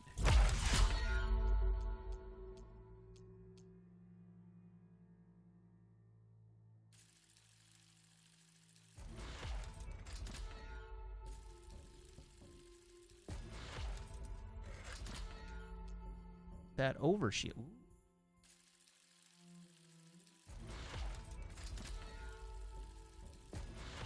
That's probably good.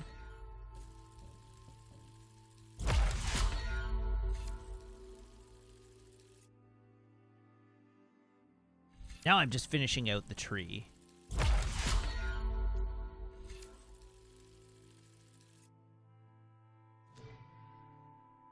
Oh, I haven't completed that tree. Oops.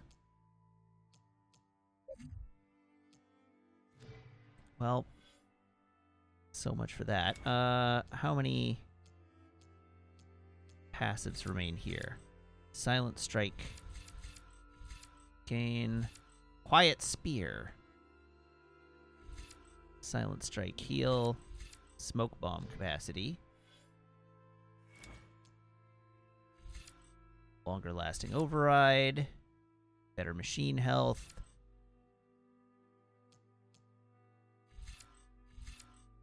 Mounted Archer. It's not really anything I super care about there. Ah, that's good enough. Okay, now what?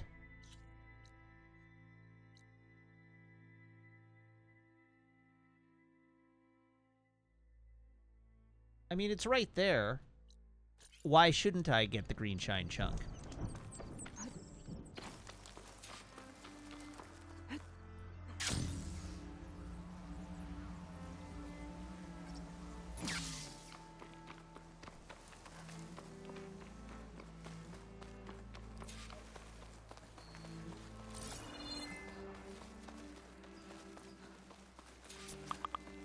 Uh-oh.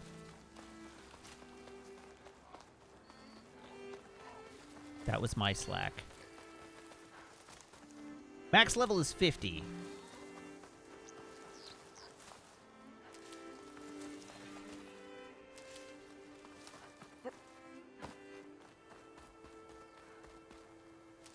That was Meg telling me that Ludwig Göransson did the music for Turning Red, apparently.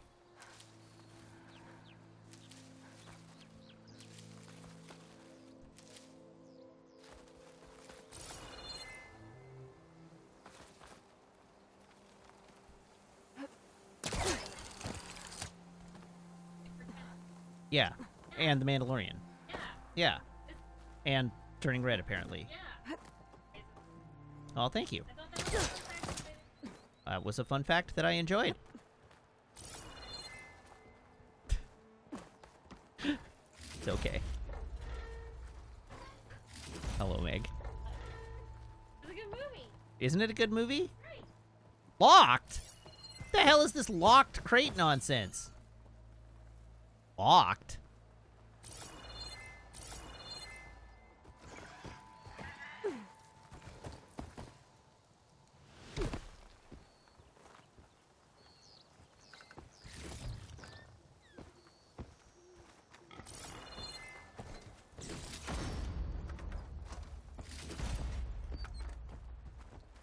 Also, where's my green shine chunk? I was promised a green shine chunk. What's that? Uh-oh.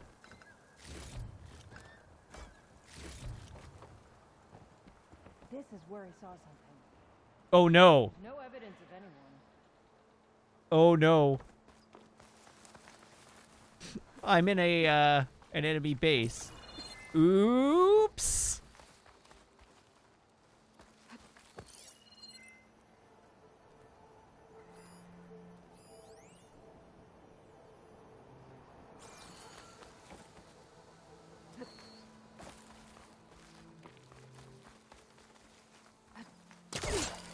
That is indeed why the chest is locked.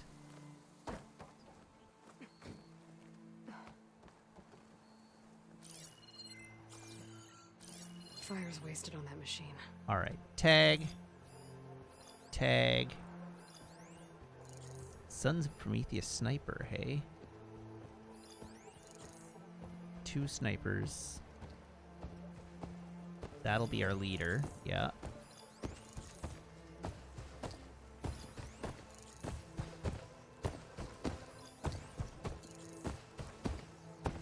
Is that everyone?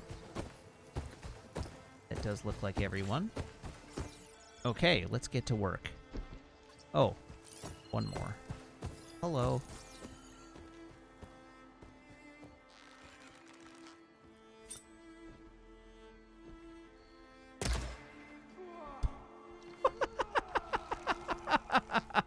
Right in the dome.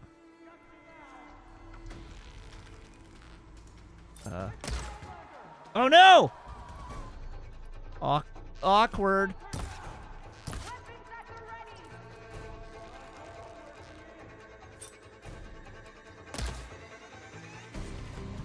There we go. Leader dealt with.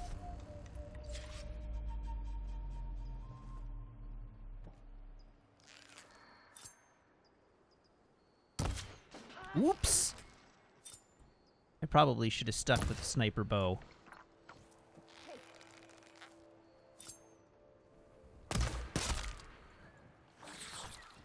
For murderous reasons. Are you wearing a hat? Let's find out. Not anymore.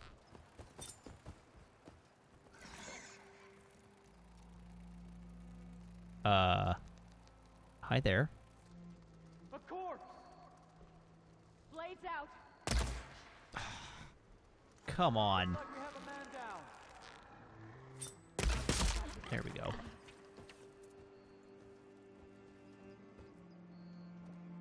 All right, who else wishes to have their life ended today? Looks like you're high on my list.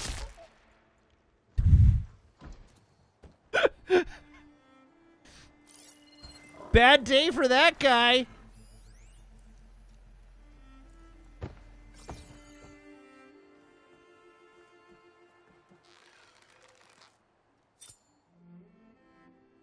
They took one of us down.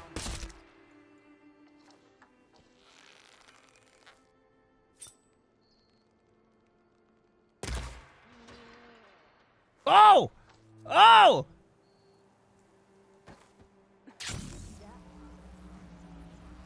Gonna be like this the whole watch.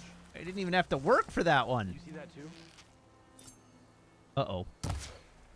Stop right there! Over here!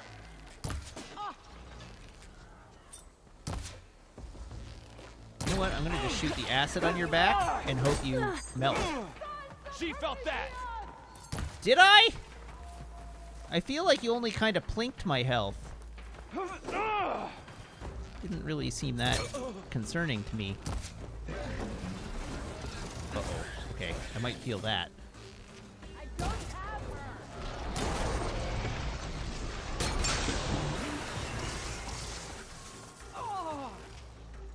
her. These rebels won't be bothering anyone else. Okay.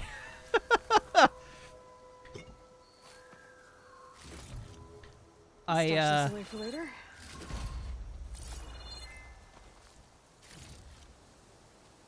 I kind of pantsed this base, didn't I?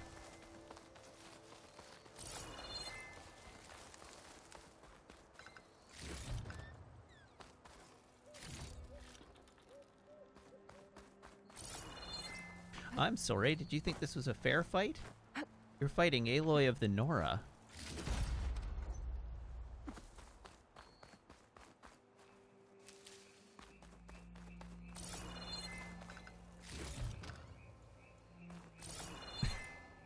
Aloy really is a fully operational battle station now.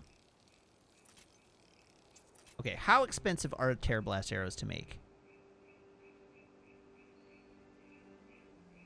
They're not that bad. I mean, they are, but they're not that bad.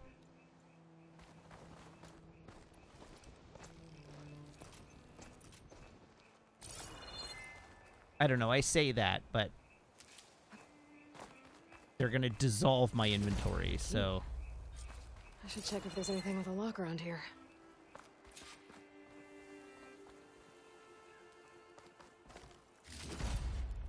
It's less the echo cores that I'm worried about as it is the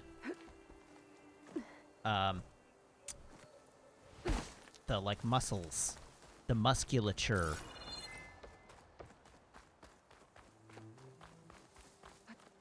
Okay, somewhere here is a green shine chunk. And the game seems to claim it's got to be in the chest, right? Like, it's got to be in the chest.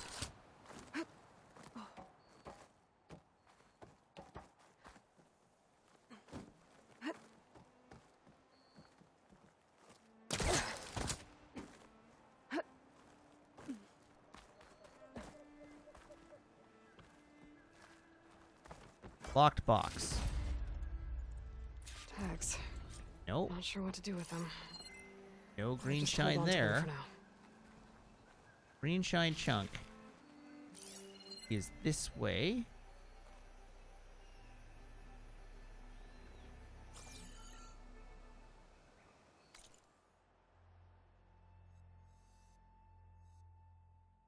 I've been lied to.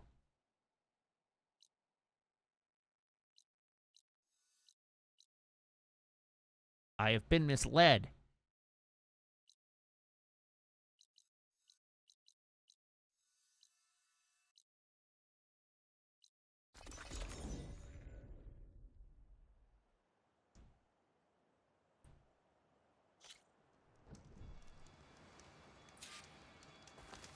I guess it was like a % chance that there could be a doohickey in there. Anyhow, I need duck feathers.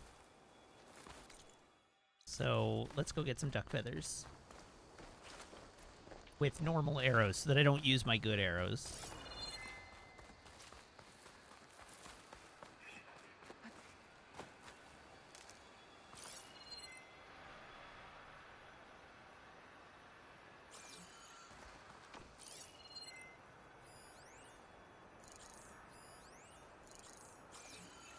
Life is like a hurricane here in Duckburg.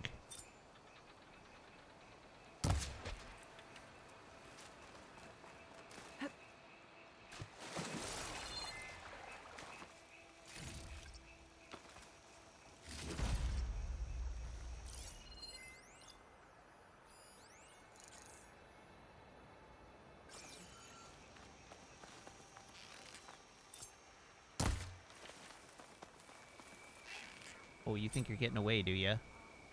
Not likely.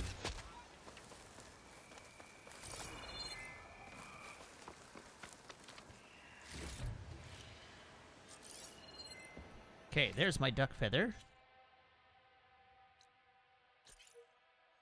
Oh, there's a green shine slab over there. Sure.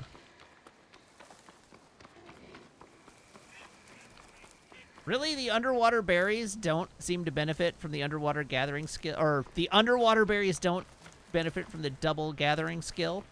That's disappointing. Oh, okay, that's just, that's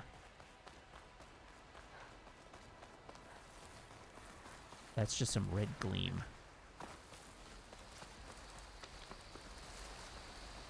Red gleam? Fire gleam. Whatever the hell it's called. The red explodey stuff. Explodey stuff!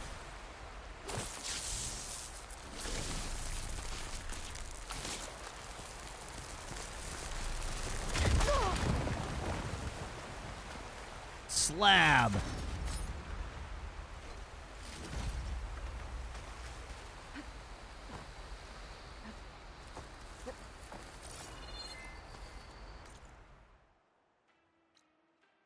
Let's go to this unknown.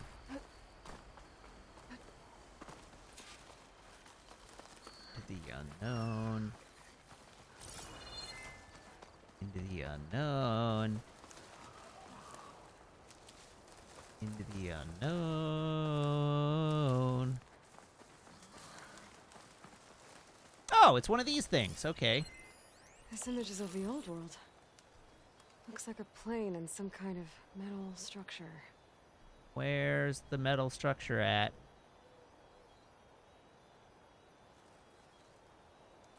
And low, metal structure.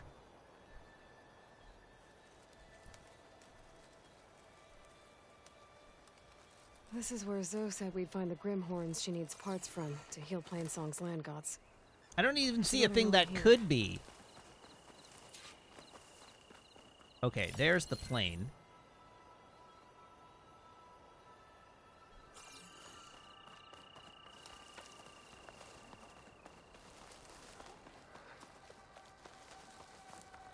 Tell it to me plain, I think Doc. I'm out of range at the Vista Point.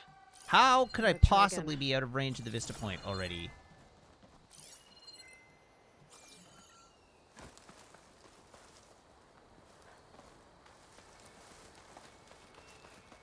I could look around with my focus, try to match the Vista Point image. At least I've Okay, located got the the image things. back. I Okay, can make where? A plane, a metal structure of some kind.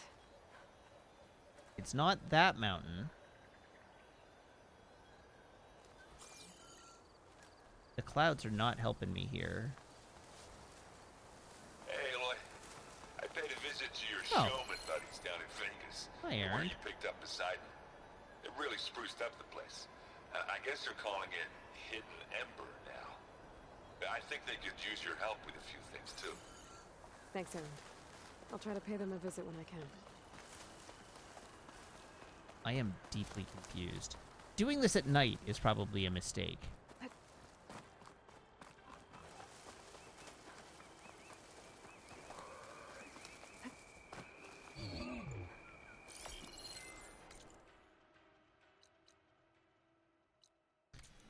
Okay, that was a good tip. The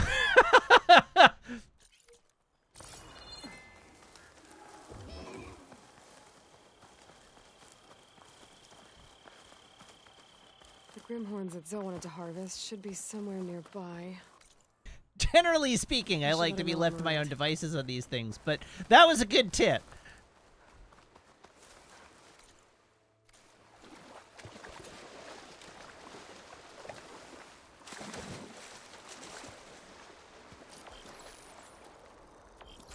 Maybe I'm too low to light up the image?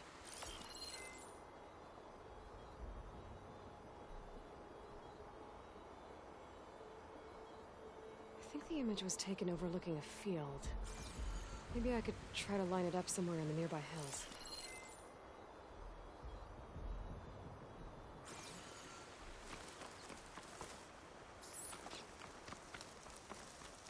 Ah, it's gonna be up there. There's a platform to stand on and everything.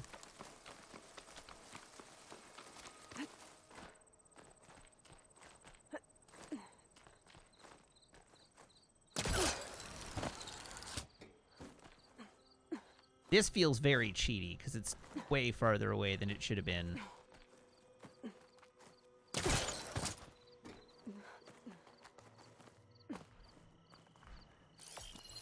That metal structure looks like the one in the image. I think I might be close to where it was taken.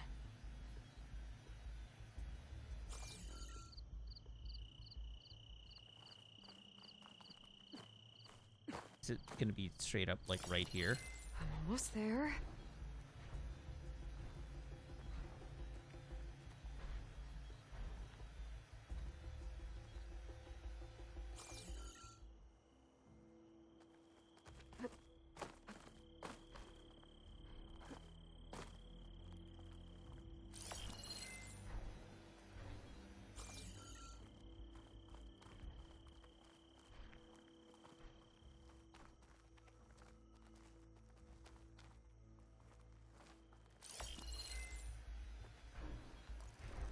There it is. There we go.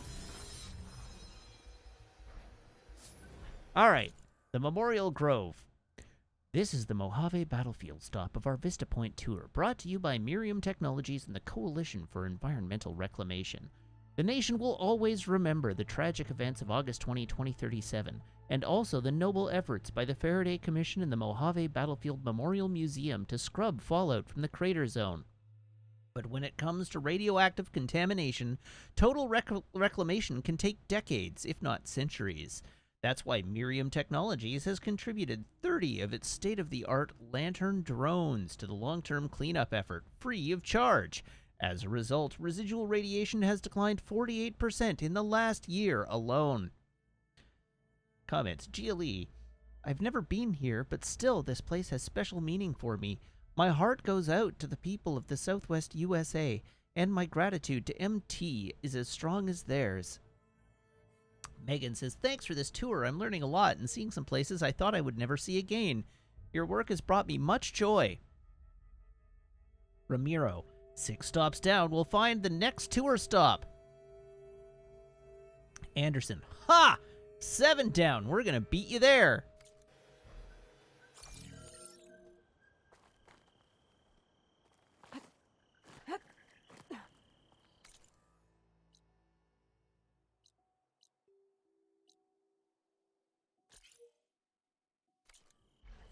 Okay, what do we want to... Oh, God.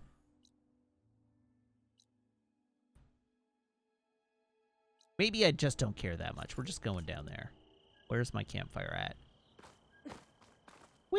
I come.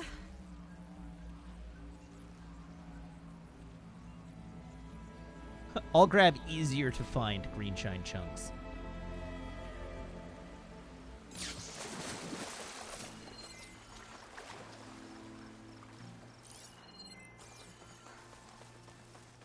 I think this is where Zoe said we'd find the Grimhorns we need parts from. I should contact her. Let her know I'm around. Hey, Zoe. Hey, Zoe. I'm You near the pointed me at Grimhorn some site. Grimhorns? Can you join me? I'll be there soon. Aloy, I'm glad we can do this together.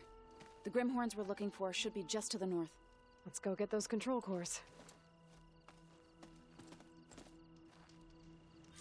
Okay. Thank you again.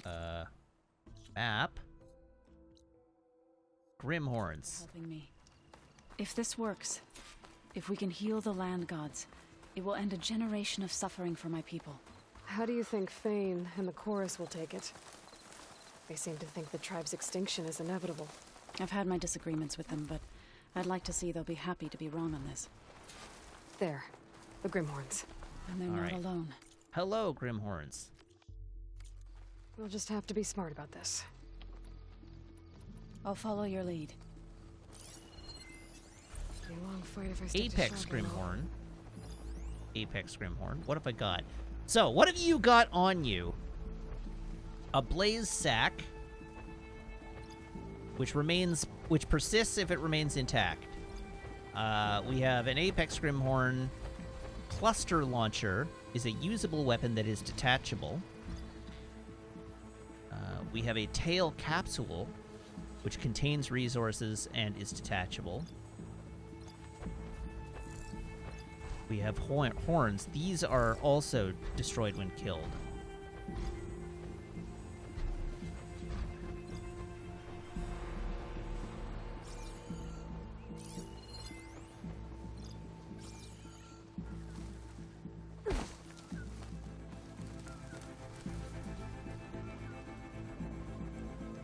Okay, which is the tail capsule?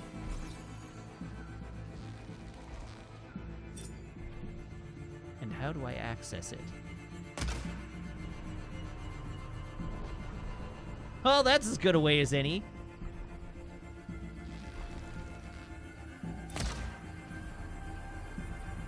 Parts flying. There! A weak spot!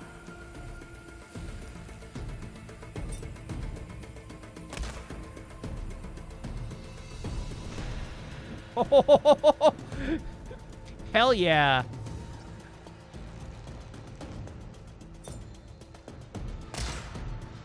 Maybe we can weaken it with acid.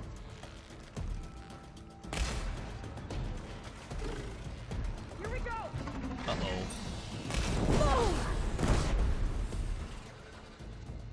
Probably want to take those guns off. You know, let's get busy.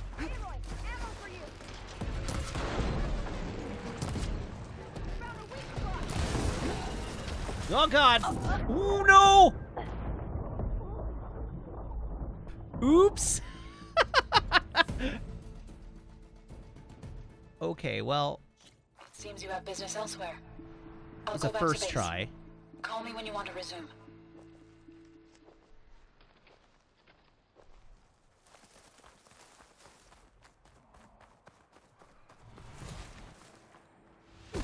There. The Grimhorns. And they're not alone. We'll just have to be smart about this. I'll follow your lead. Okay, let's try that again. Scan it. Set of shock ammo. We want to pop tail capsules and the horns.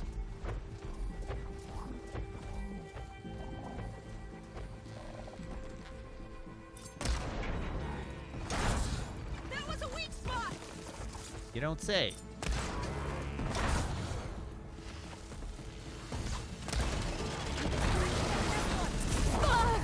Oof.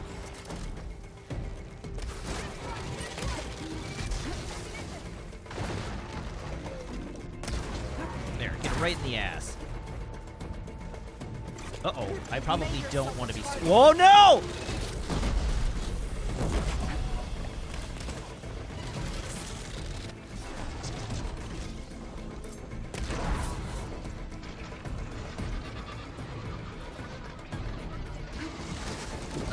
No, I don't want to go for a swim.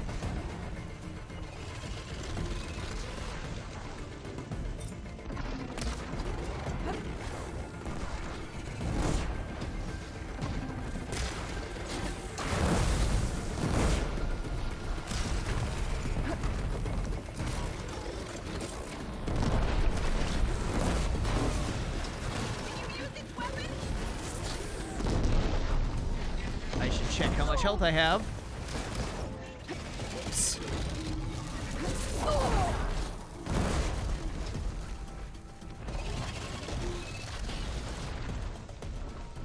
Yikes. Hey, green shine. I want normal arrows now.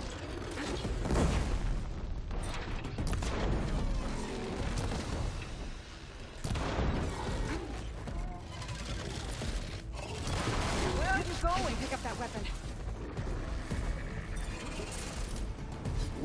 Yikes! I didn't totally misread that attack. Yeah, got it in Taint.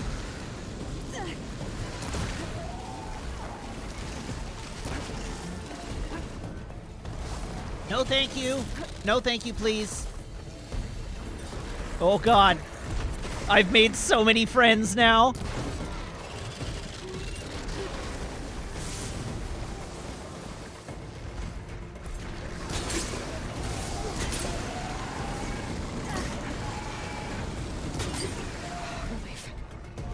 Could you please stop lighting me on fire? Just asking.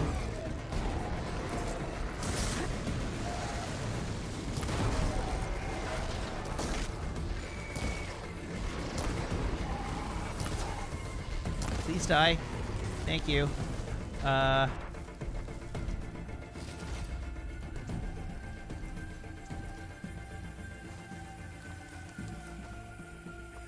guess since my current pressure has died down a little bit.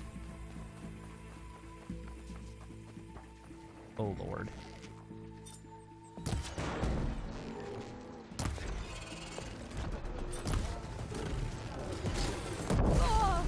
How do they both still have 2 disc launchers on them?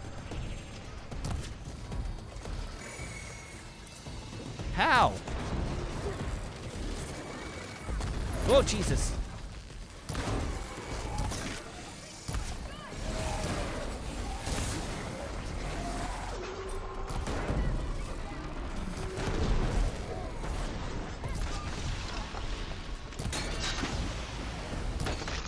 Alright, I'm shooting your electrical nuts off.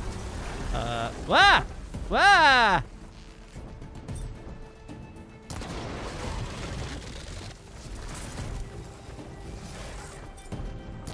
Okay, if I shoot the glowing orange thing, will that drop its tail? Although I need to remember not to shoot the glowing sacks of orange liquid.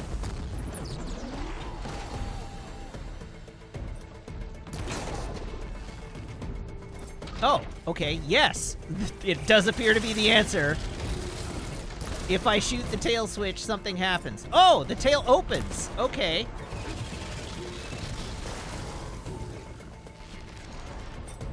Shooting the tail opens the tail. That's cool. Wah! Okay, well, we've learned something at least. There you are. Thought you'd left me.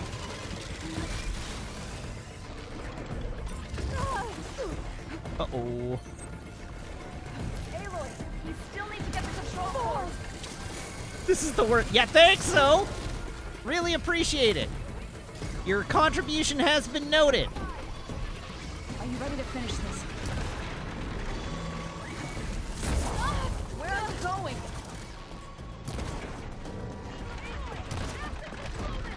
There you are. Thought you'd left me. Show me the inside of that tail, would ya? Aloy, we still need to get the control cores. Very good.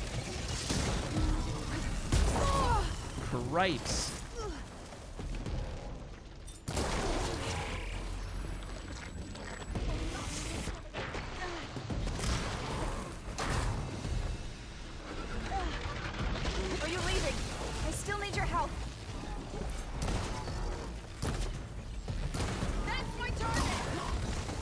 Alright, it's dome o'clock. Not my dome!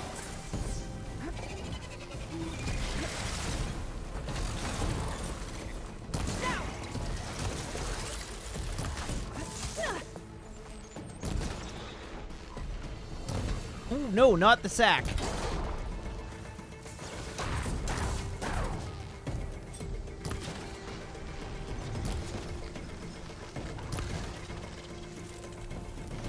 We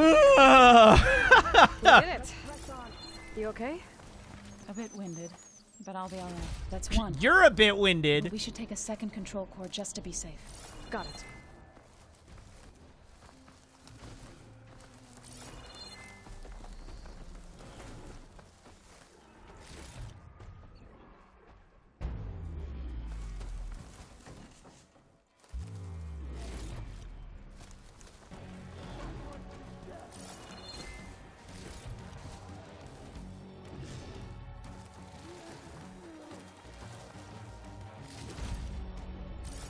You know, all Oh, things you're back. considered, I came Should through be that fine. fight Control pretty control well. course.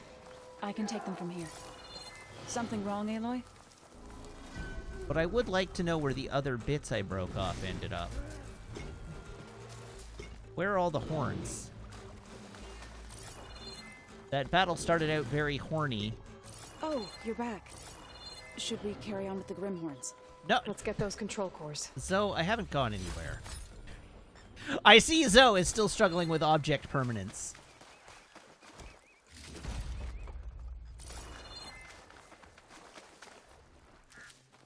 Okay. Horn. I'll find a use for you. 2 more horn. Horn. Horn.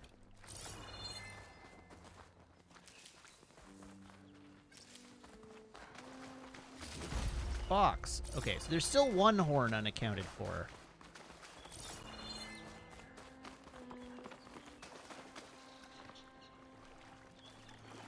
But I did successfully unhorn. It's out in the water? Is it?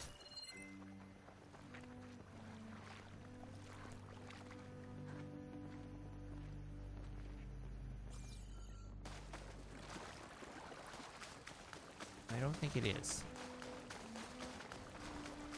These are all guns. I think it's just gone forever.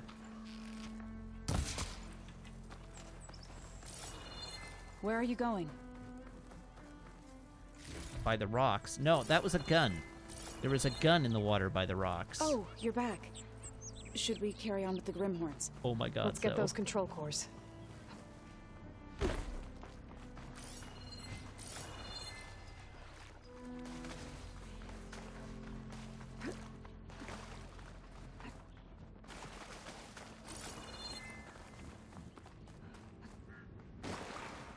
It's gone. Whatever. I got 3. It's fine.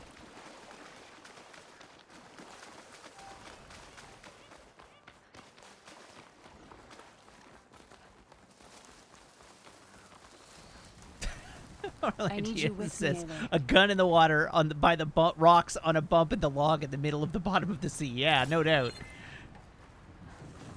Okay, Zoe, am I just talking to you? Is that what I'm supposed to do? Are we supposed to share a moment? Hi, Zoe. What's up? What am I supposed to do with you? Give the cores to Zoe. Zoe, I need you to actually speak to me. Oh, you're back. Should we carry on with the Grimhorns? Yes, Let's please. get those control cores. What control course? I have the...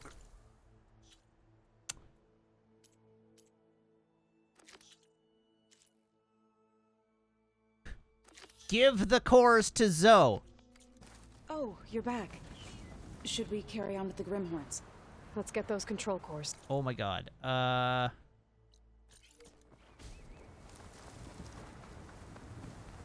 Every quest is broken. All of the quests, they are kind of broken. They don't really work right.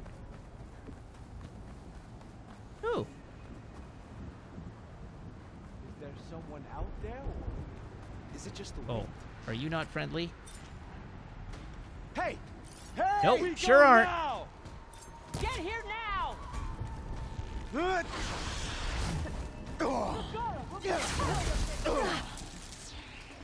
One.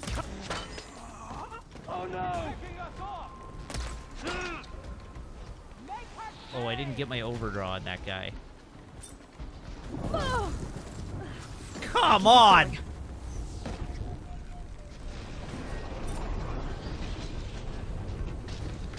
Show me your face!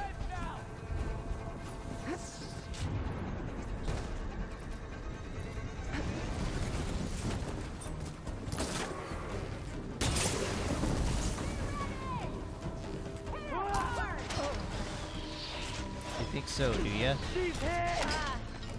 No!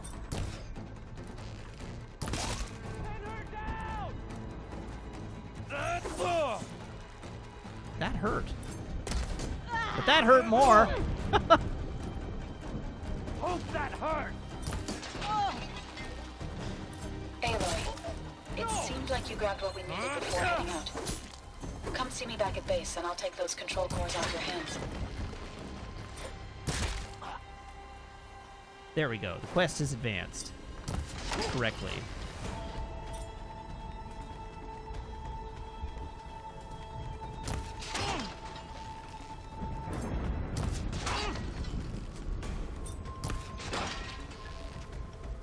You know, I wish that guy had... Really? Another one? How are you still standing? I've like planked every single piece of armor off this guy except his head.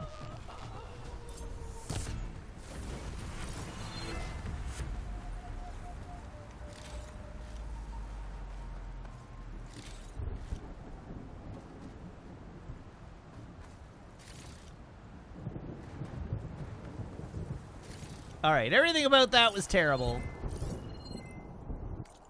Ignominious cryathon. Ignominious cryathon. Plates, broken plates. What a stupid thing for a grown man to cry over. Eric's parents are coming for dinner, so I went out to get the groceries and set that dumb, stupid second-hand Alfred on a cleaning cycle. And while I was out, it blew a proximity sensor. It ripped shelves off the wall, smashed all our plates, and put a hole through the wall in the living room. I almost broke my arm trying to shut it down. Then I cut my hand picking up pieces of plate. Then I bled on the rug. Then I automatically called for Alfred. Then I cried for an hour. When did I get so reliant on that damn machine? Eric's never liked having it around. He calls it a ferricite. After that pompous-ass Ted Faro. Eric's dad is a big fan of Ted Faro, of course. In the end, I went down to the lady on 3, the one with all the hollow cats. She's the only person who's got an old manual vacuum cleaner. She loaned me that and some cloths and sprays. Well, now the apartment stinks of vinegar. There's a hole in the wall. I'll have to explain to Eric's parents that I didn't break the machine they gave us, but weirdly I feel a sense of accomplishment.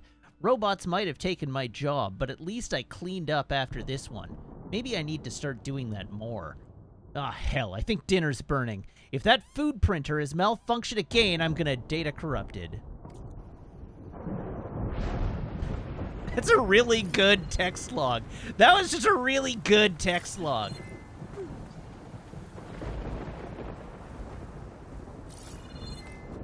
Extremely evocative.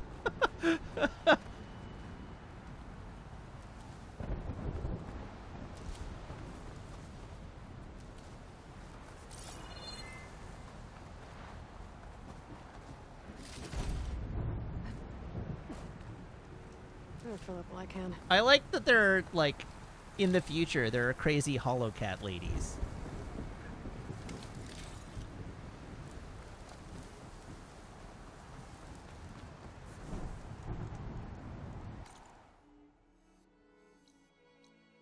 Okay, we need a rabbit hide.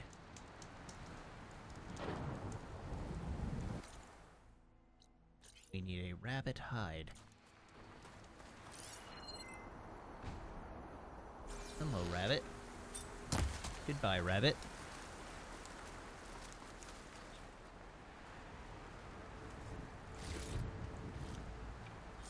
Rabbit hide. There we go. Maps. We have a green shine chunk. Green shine chunk? Green shine chunk.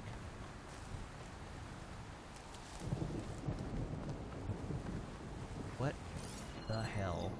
Oh. Acid ammo will make this go quick. Will it, though?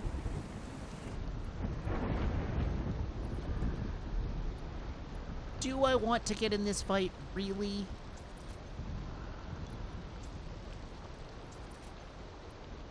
I'm preparing for it like I do.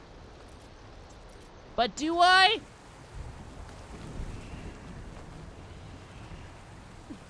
Discretion is the better part of valor.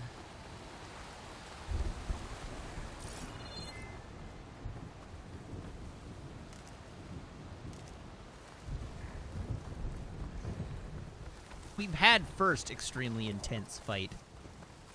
But what about second extremely intense fight?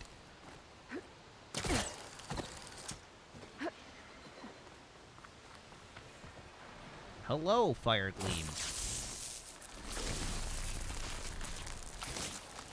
Let me blow this up. Hello, Green Shine Chunk. Why is this Ancient Valuables chest here? How did you come to be there, Ancient? See, they keep putting them so close by that I feel compelled to go after them. Is this how these games get ya?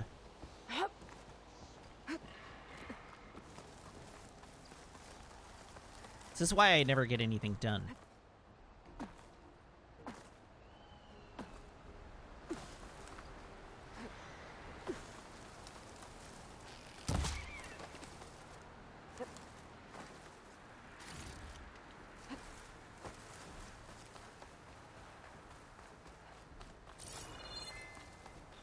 Eventually I'll run out of them. Are you sure about that? I'm not convinced.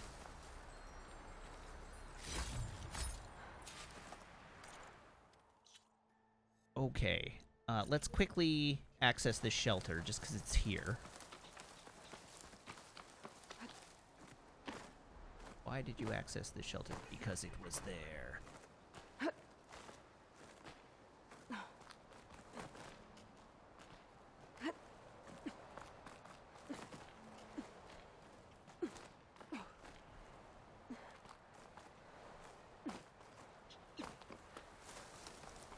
Hello, workbench.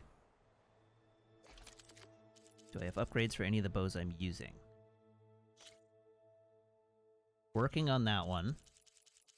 And no.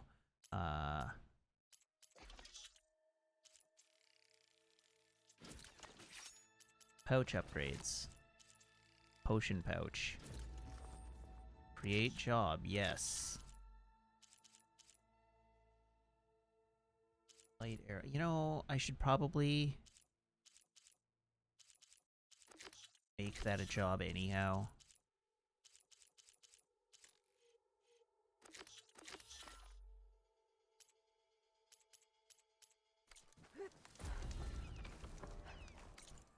Okay. So my current quest has me go. I think so. Now, where is that objective in relation to me? Eventually I'll go back and visit Zoe, but the Siren's Call of upgrading my primary weapon is too strong.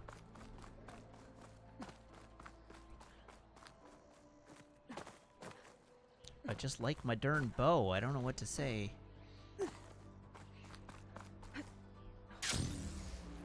Zoe's not going anywhere, but one day I want to be finished with this game. I do, you know, want to complete this video game in the not-too-distant future.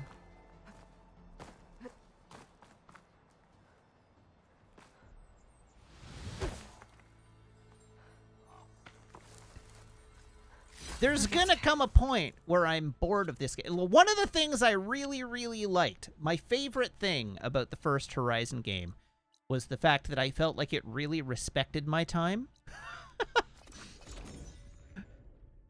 And so the scope of this game and how big it is and how much there is to do in it is kind of counting against it, in my estimation.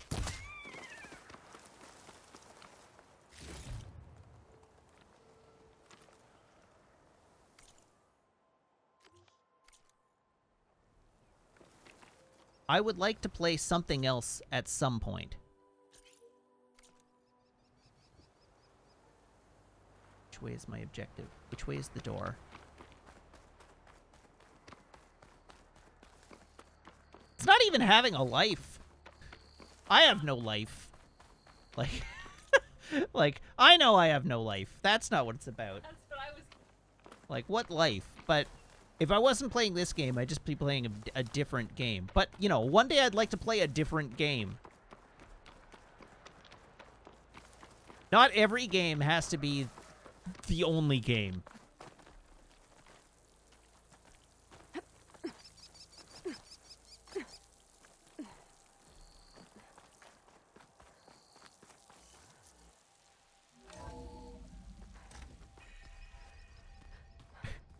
The reviews were it's definitely more Horizon, and yeah, but it's not just more Horizon, it's a lot more Horizon. I would have been perfectly happy with another 40-hour adventure, not an 80-hour adventure. Makeup. Like the card show. Why? Yeah, it beats me. It probably meant something to them. You're back.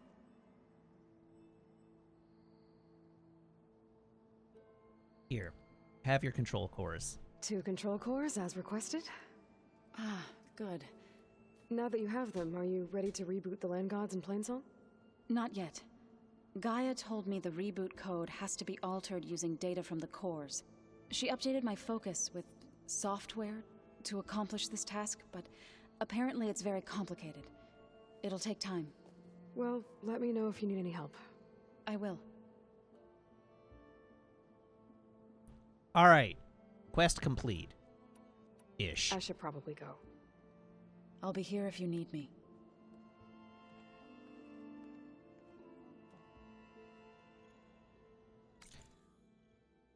Okay. Back to the...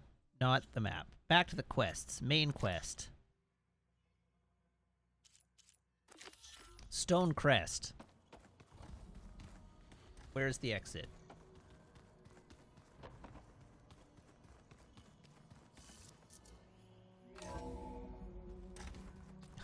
I'm desperately gonna try to continue progressing the plot here.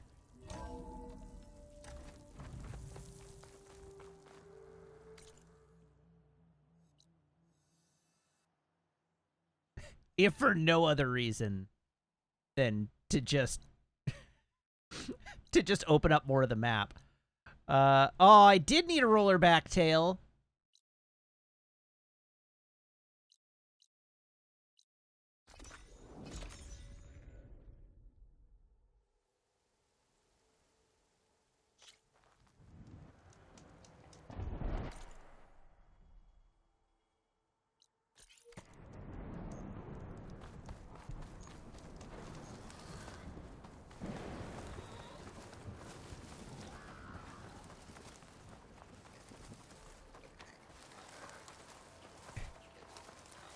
In this case, it's not even my urge to collect fighting my urge to move forward the plot. It's my urge to upgrade. My urge to be strong. That was an owl. I need owl stuff. Why did I run past an owl? Dang it. Too much dang crap in this game. Hello, Mr. Salmon.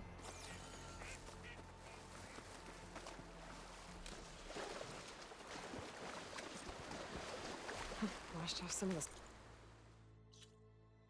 Okay, I still need salmon.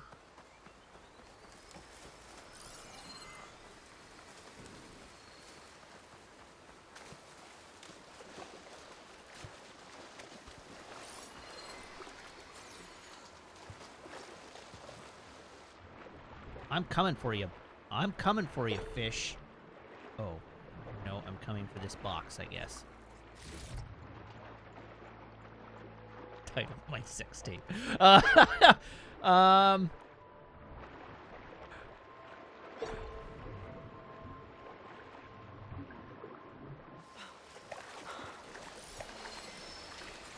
Where did the fish go? Where did the fish go? That salmon just despawned. Fish cannot despawn. That's not a thing.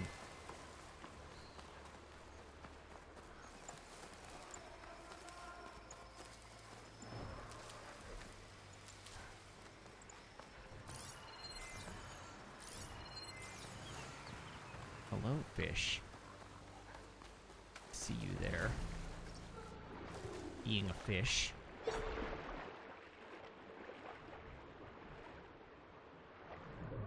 Don't you dare.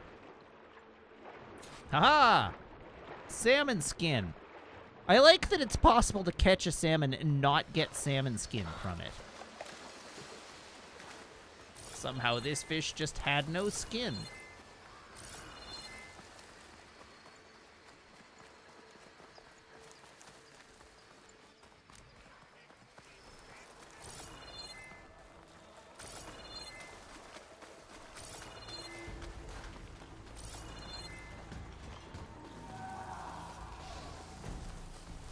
Oh, there's a fight broken out over here. I don't want to fight, I want to fish. Give me salmon or give me death.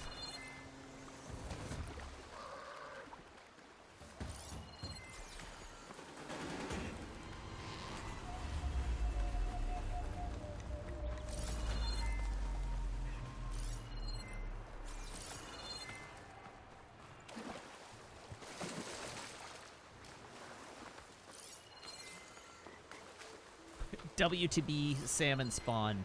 There we go. Hello, fishy. Don't think you're getting away from me. No, you don't. Oh, god damn it!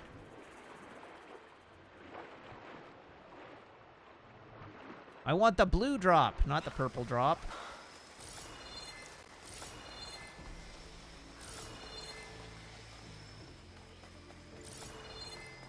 The next quest objective is a mere 350 meters away. Let me leave.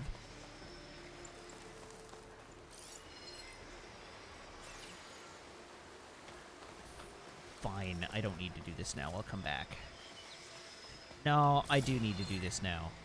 If I don't do it now, I'm committed. The sunk cost is set in.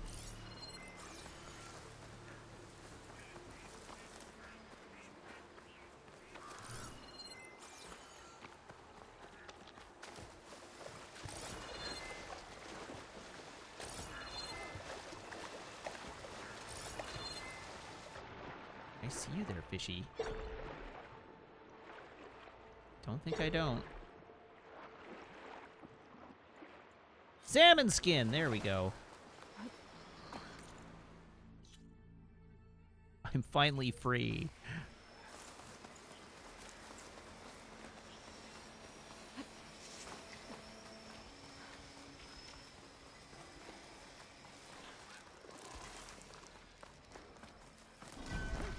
Oh, there's a...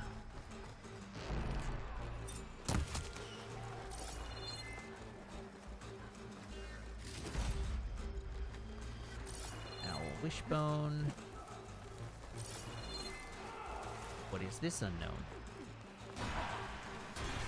Oh, I've blocked a path. Okay. Campfire. Campfire's this way.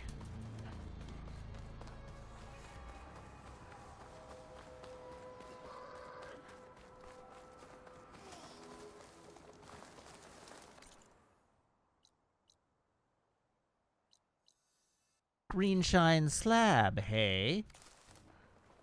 Ground's getting steeper, air's getting cold. Should be getting close to Stonecrest.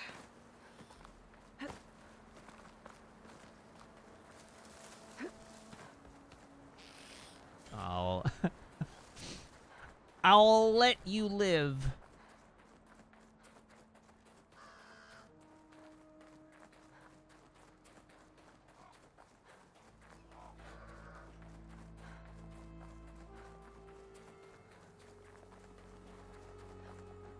Secret ingredient for someone, I'll bet.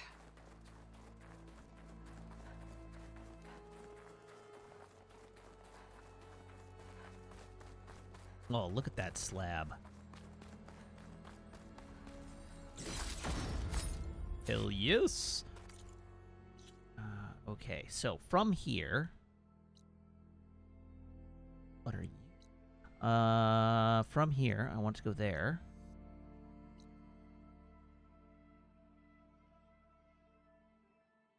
Via that campfire, probably. Oh, Lysander has asked for a joke.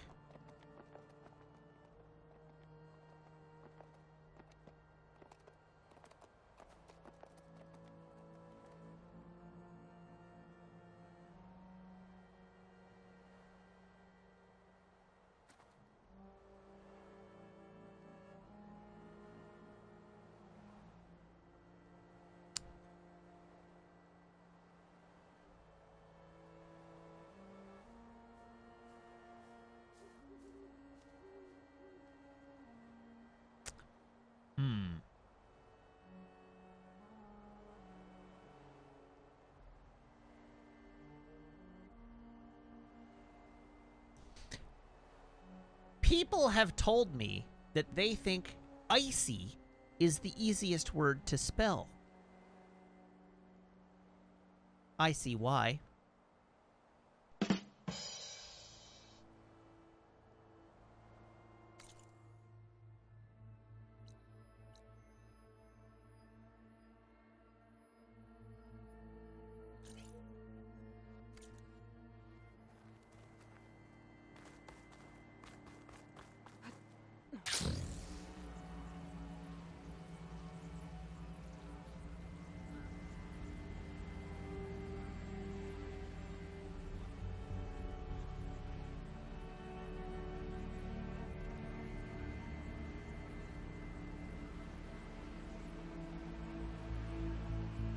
Remember when I was like, the plot is right there.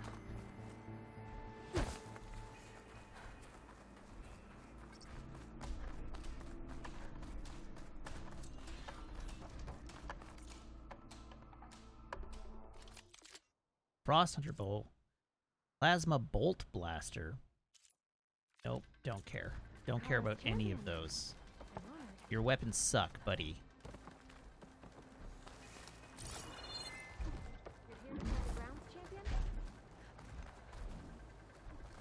Is there nobody here making Machine Strike? Oh, I could probably sell some things, hey?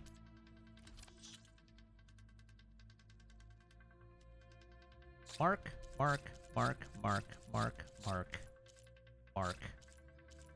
Skip all the hearts. Mark. Skip the ingots.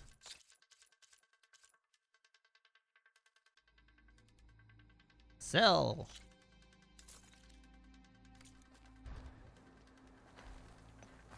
Can I sell the ingots? Okay, well, too late now. Hello, groundskeeper. The Sky Clan welcomes you to our hunting grounds, champion. Oh, thank you. I feel very welcomed. Right. These grounds have been used to train our hunters for generations. I'm sure they'll provide enough of a challenge for you. You say that, but... Alright, the Sky Clan defends the path to the mountains where the wings of the Ten will find them. They have learned to stand their ground against powerful machines in these very trials. Here you will learn special techniques that will allow you to inflict massive damage against your enemies. Alright, Frost Trial. Use frost ammo on bellowbacks to build up the brittle state and destroy their cargo refining sacks.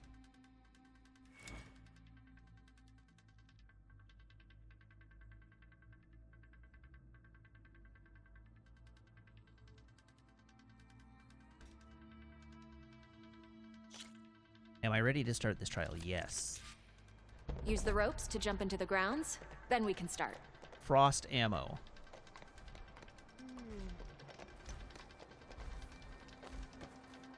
Okay, where are the frost bellowbacks at?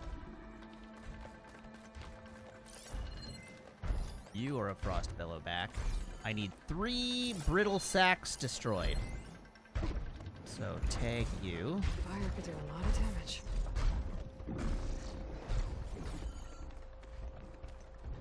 What else have we got out here, Rollerback-wise?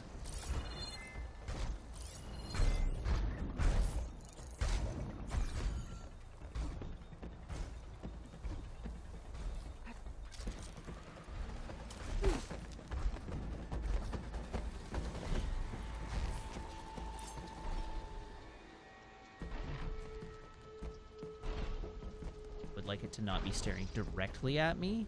I probably should have waited for it to be better positioned before dropping down.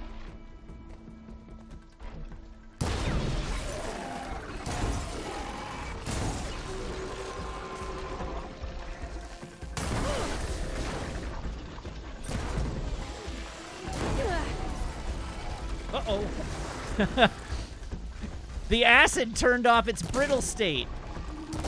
Oops.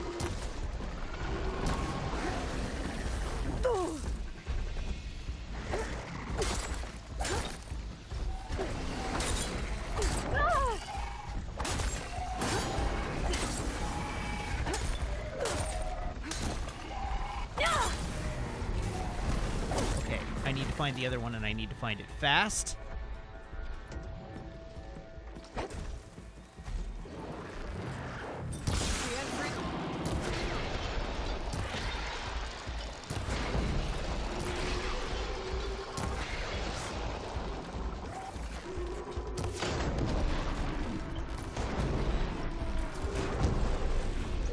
Okay, got there.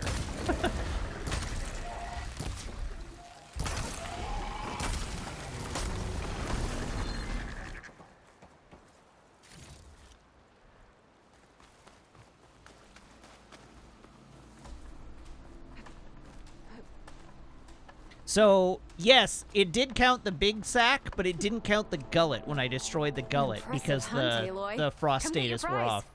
But I did still manage to do it, so it's all good. A true hunter's reward. So there's full stripes on that one. Continue. Shredder catch trial. Hit a machine 3 times with the shredder. Catch it upon return each time to charge it. When fully charged, hit a machine with a fully charged shredder to cause an explosion, which counts towards your goal. Okay. This is going to be tough because I haven't used the shredder basically at all.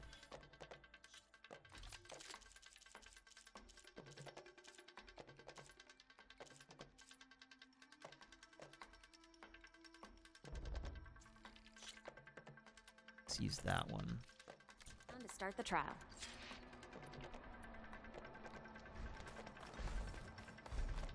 I'm catching snowflakes on my lashes.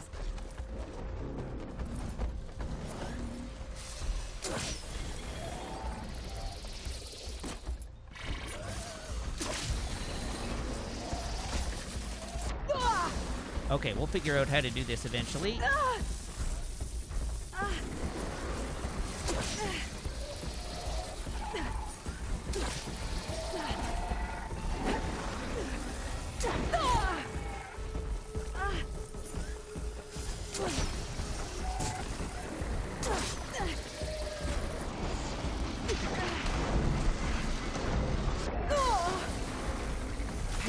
How is this supposed? Oh no.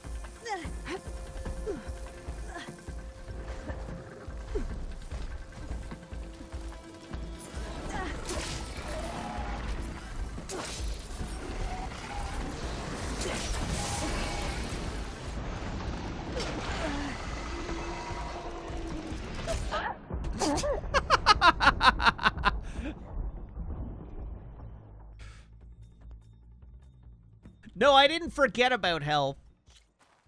I mean, I did sort of, but not really. It wasn't that I forgot about health that was the problem.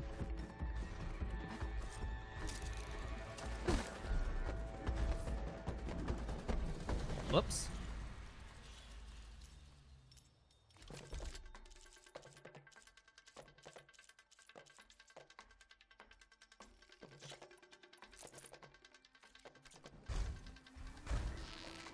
Oh, no.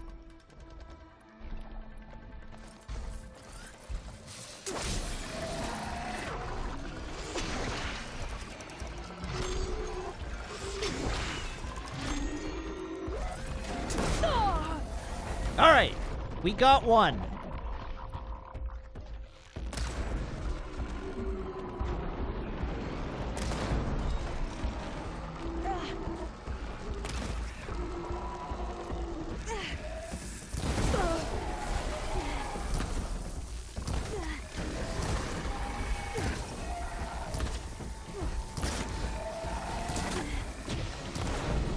Now I just want it dead. Thank you. Alright, onward to Machine 2.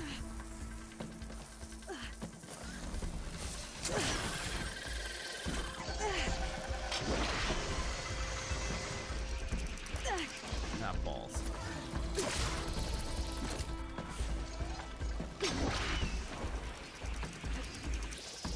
I need to come down to where it is.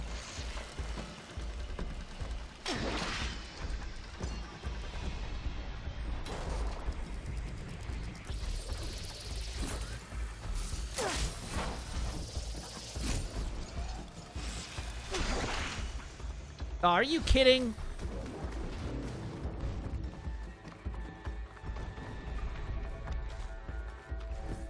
Ran away up a hill. That's bogus.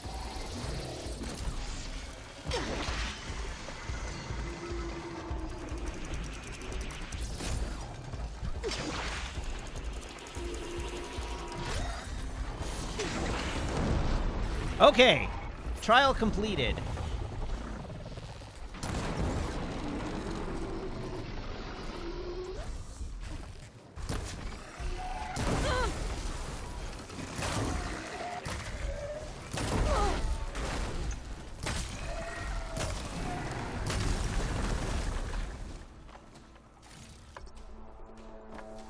That wasn't so bad.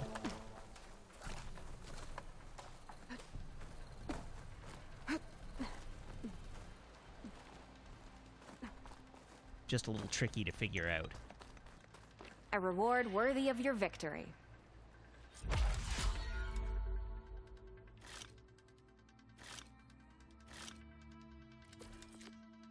Okay. Requires a weapon that has plasma ammo. Do I seriously not have a single weapon that does plasma ammo?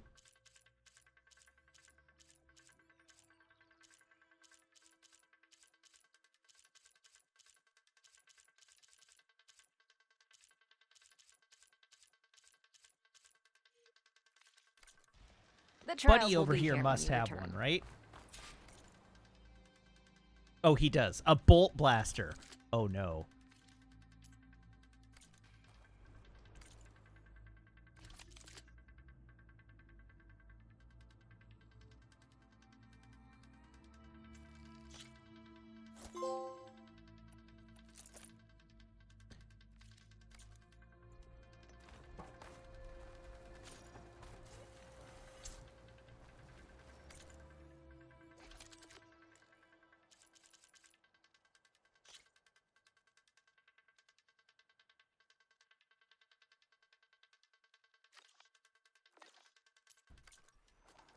Alright, well I guess I'm learning how to use the new weapon. Hunt, champion?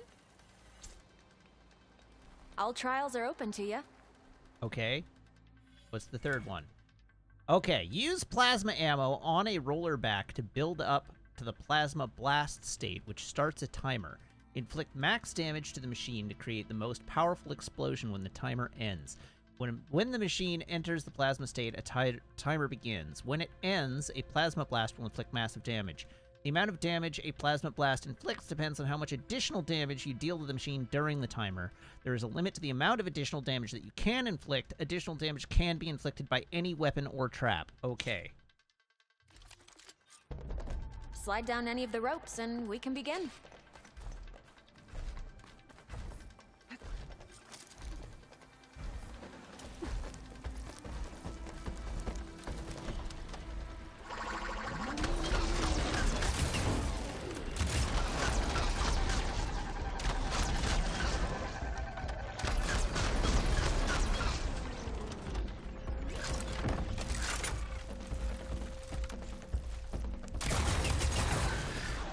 Okay, now I want you Damn it. That's too slow. I need the faster DPS bow.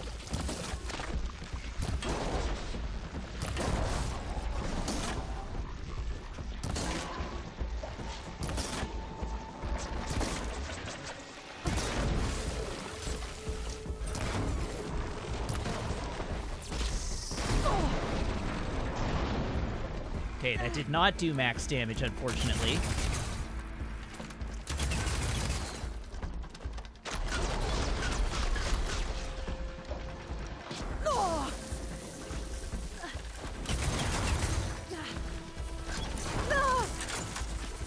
Whoops.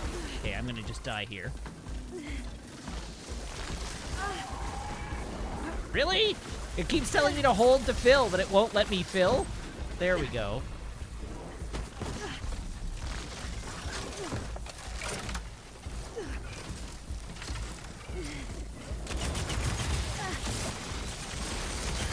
Okay, we're hosed here.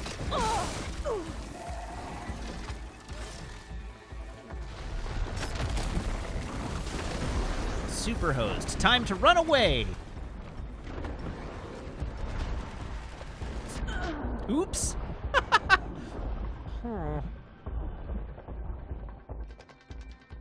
An explosive blast sling makes this easy. I might have one of those.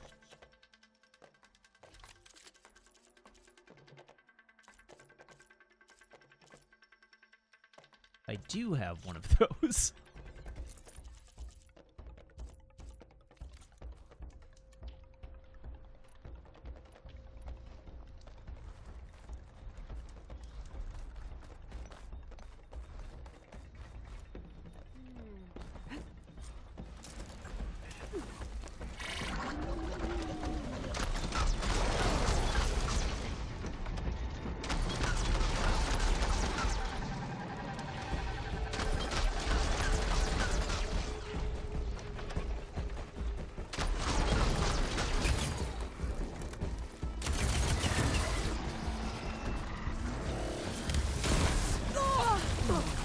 Ow.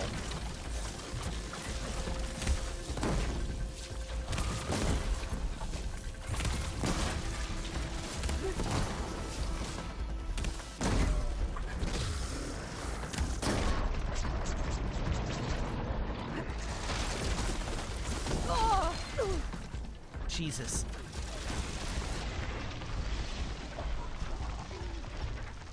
Reload, please.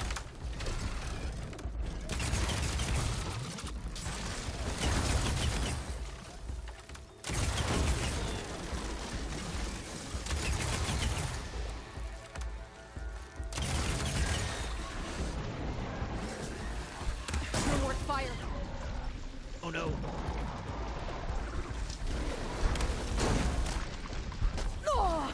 Come on.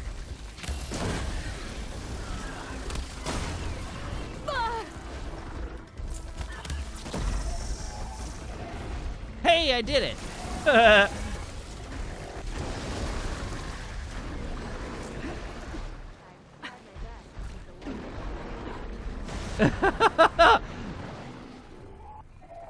Hi there. A reward worthy of your victory.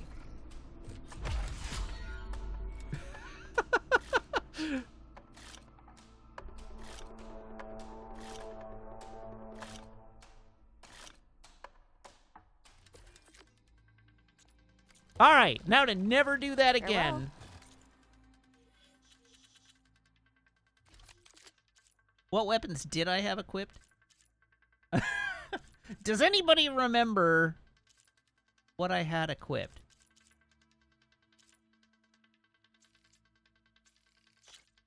You were there.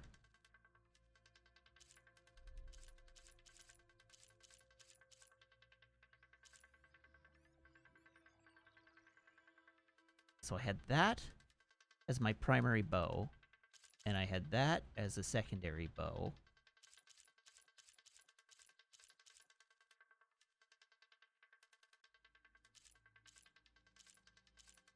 I had another bow. Bow with fire ammo?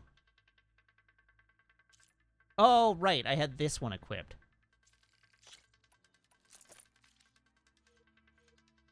And then I had this one as my over here weapon.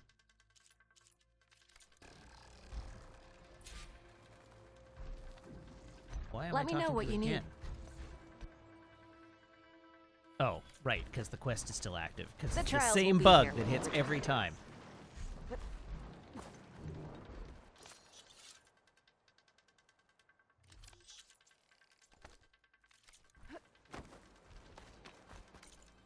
Oh, okay. What's this?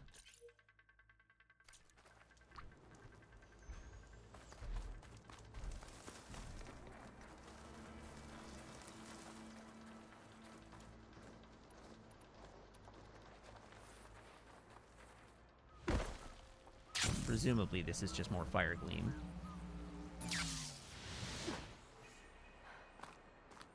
Ah, it is more fire gleam.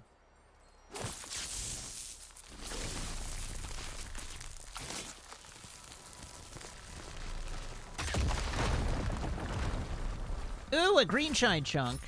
Hell yes.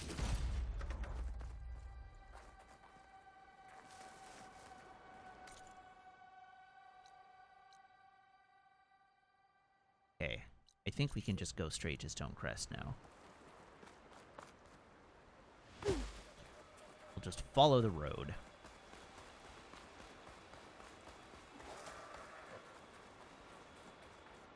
It'll only take me 15 minutes to finish this quest, right? Maybe we don't do that.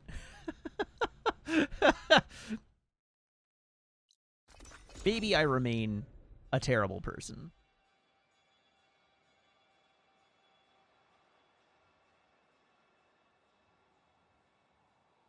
Completely incapable of sticking to a single objective for an evening.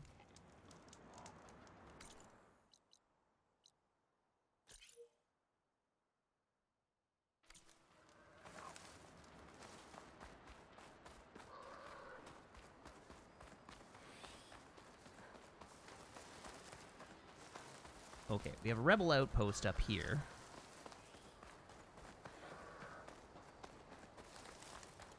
Do I have full weapons? Not quite. I have nearly full weapons. Rebels. I need to get rid of their leader. This game really does seem to drive hard at my, my particular weaknesses when it comes to maintaining focus on a single thing. I was sure there was something here. No, there wasn't. Silent strike. Nothing here. Nothing here at all. Okay, what else have we got? Groundhog! Cold might cost me a couple of fingers. That's the leader.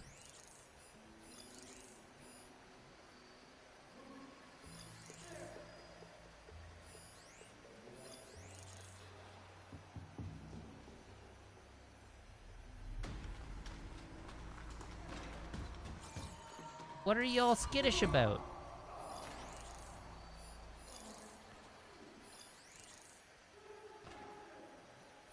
Oh, they're being attacked. From outside the base?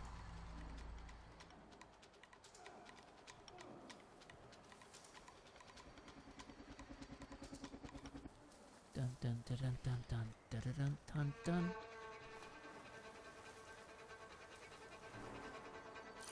Is that the leader? That's the leader. Oh.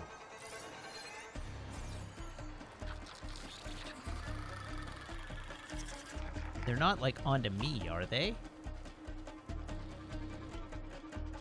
No.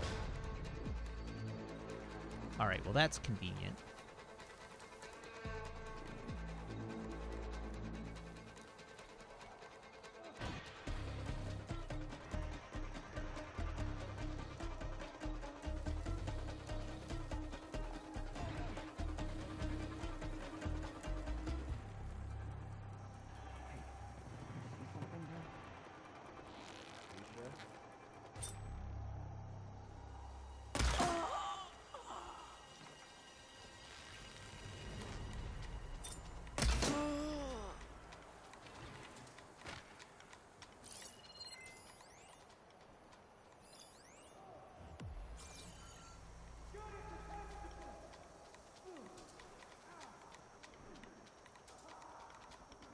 Nothing to see over here.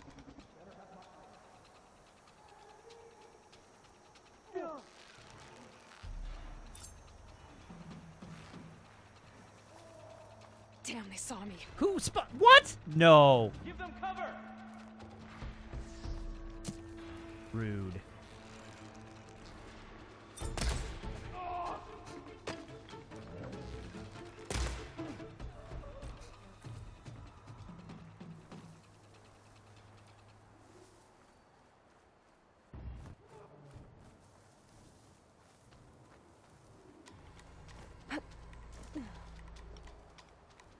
A ballista.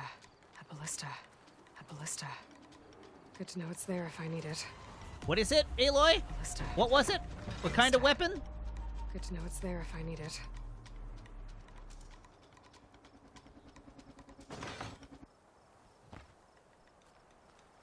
A ballista.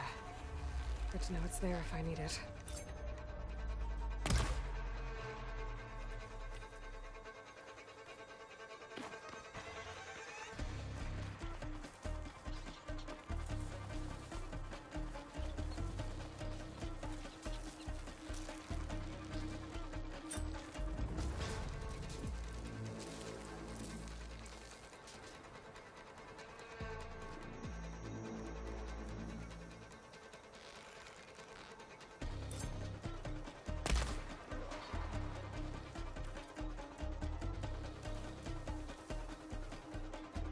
I like that the leader keeps, like, rotating around me.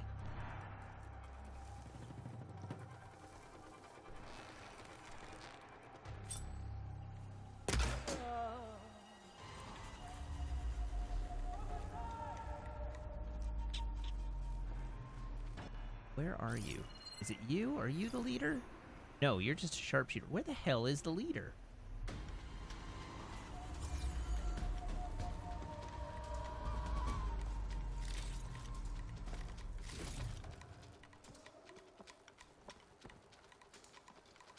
I was gonna ballista him, but he just sort of effed off on me.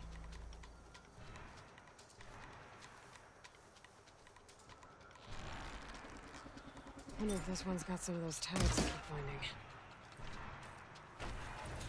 There we go. Wait, hold up. I didn't kill the leader. Who killed the leader? Did he just die to random combat with an NPC?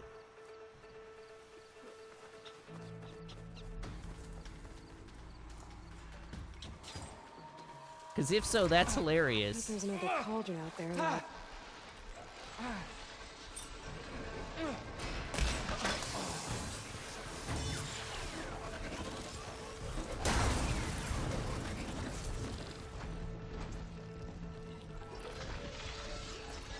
Yeah, fully died of natural causes. I love it.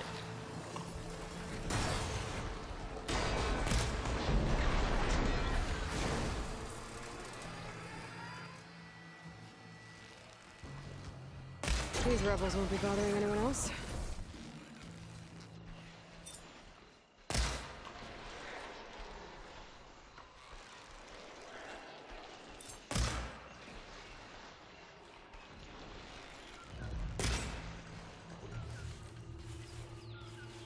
How are you still living?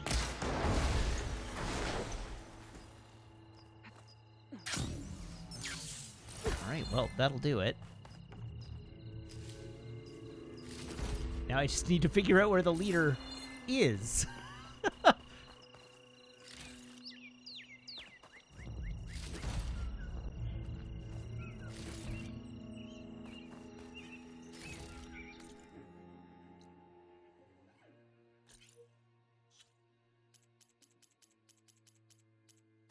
Runner's Wild. Loot the outpost leader.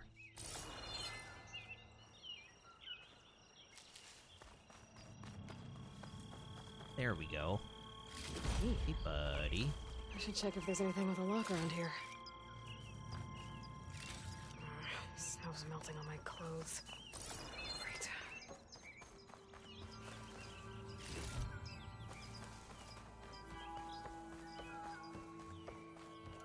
Well, I was incredibly lethal there. So at least that feels good.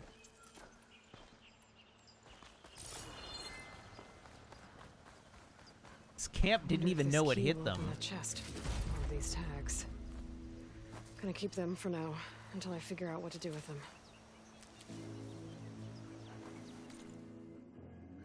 Okay, now we want to go to the Rollerback site, which is this way.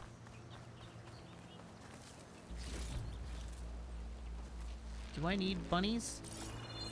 I don't remember if I need bunny components. Well, we'll murder the bunny anyhow. And that way, if I need its components, I'll have them.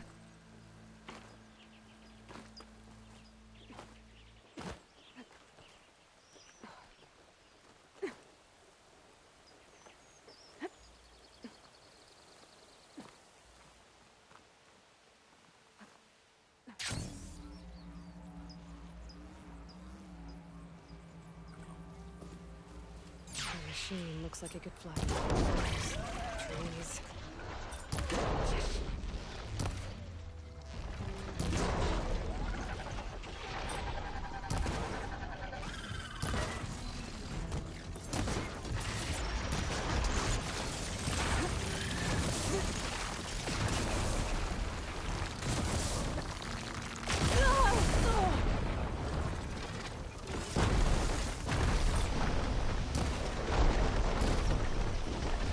Come on. Get that rock out of the way. I want to pop those thrusters.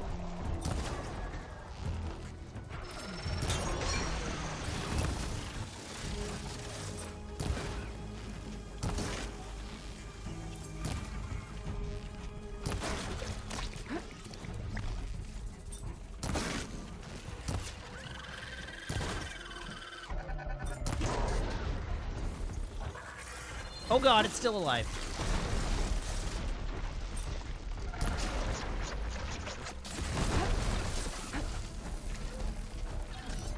I thought I'd killed it.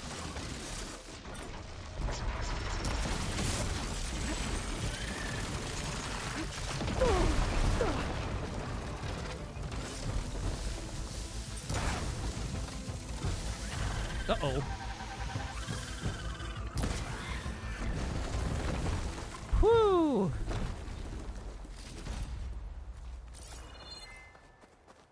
Okay, there was a tail here that I broke off somewhere, which was what I came for.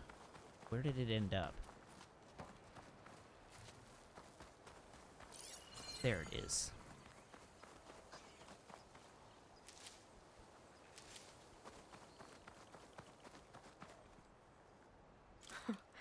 Not bad.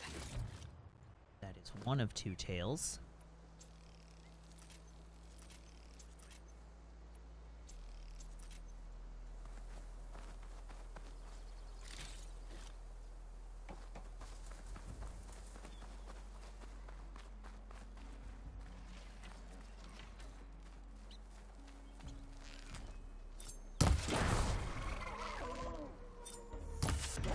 Hiya, friendo.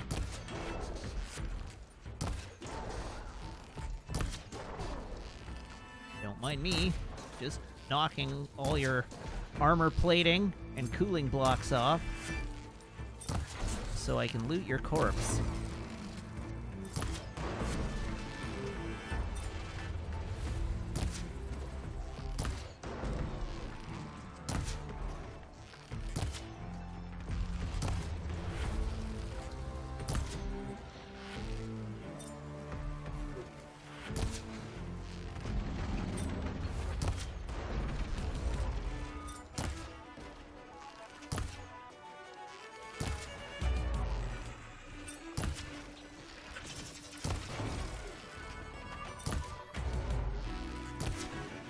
Show me those squishy underbits, would ya?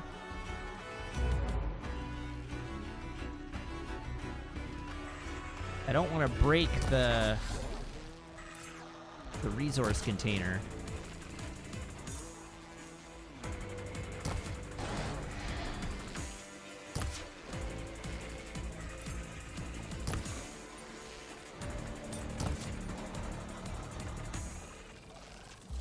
like to detach the resource container. So your head's in the way.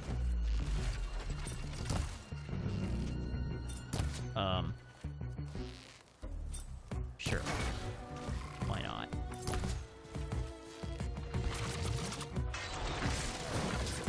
Oh, I'm not even using my good arrows. What am I even doing with my life? Oops!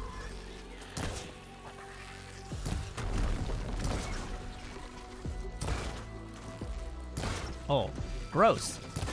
I gummed it up real good.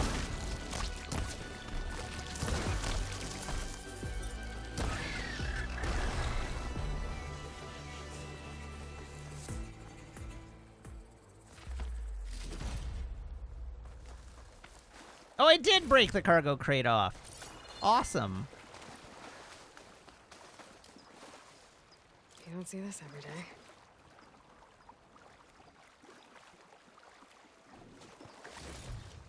There's a cooling block.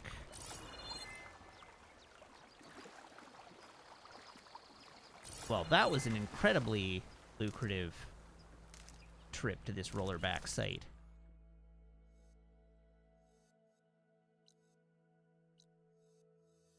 So where is my nearest shelter that I have access to? Right there.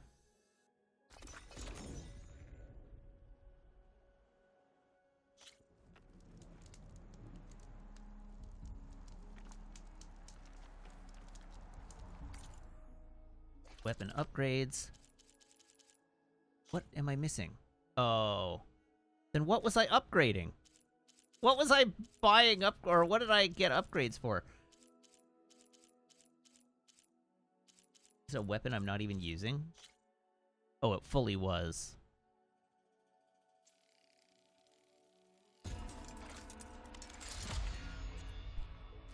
Okay.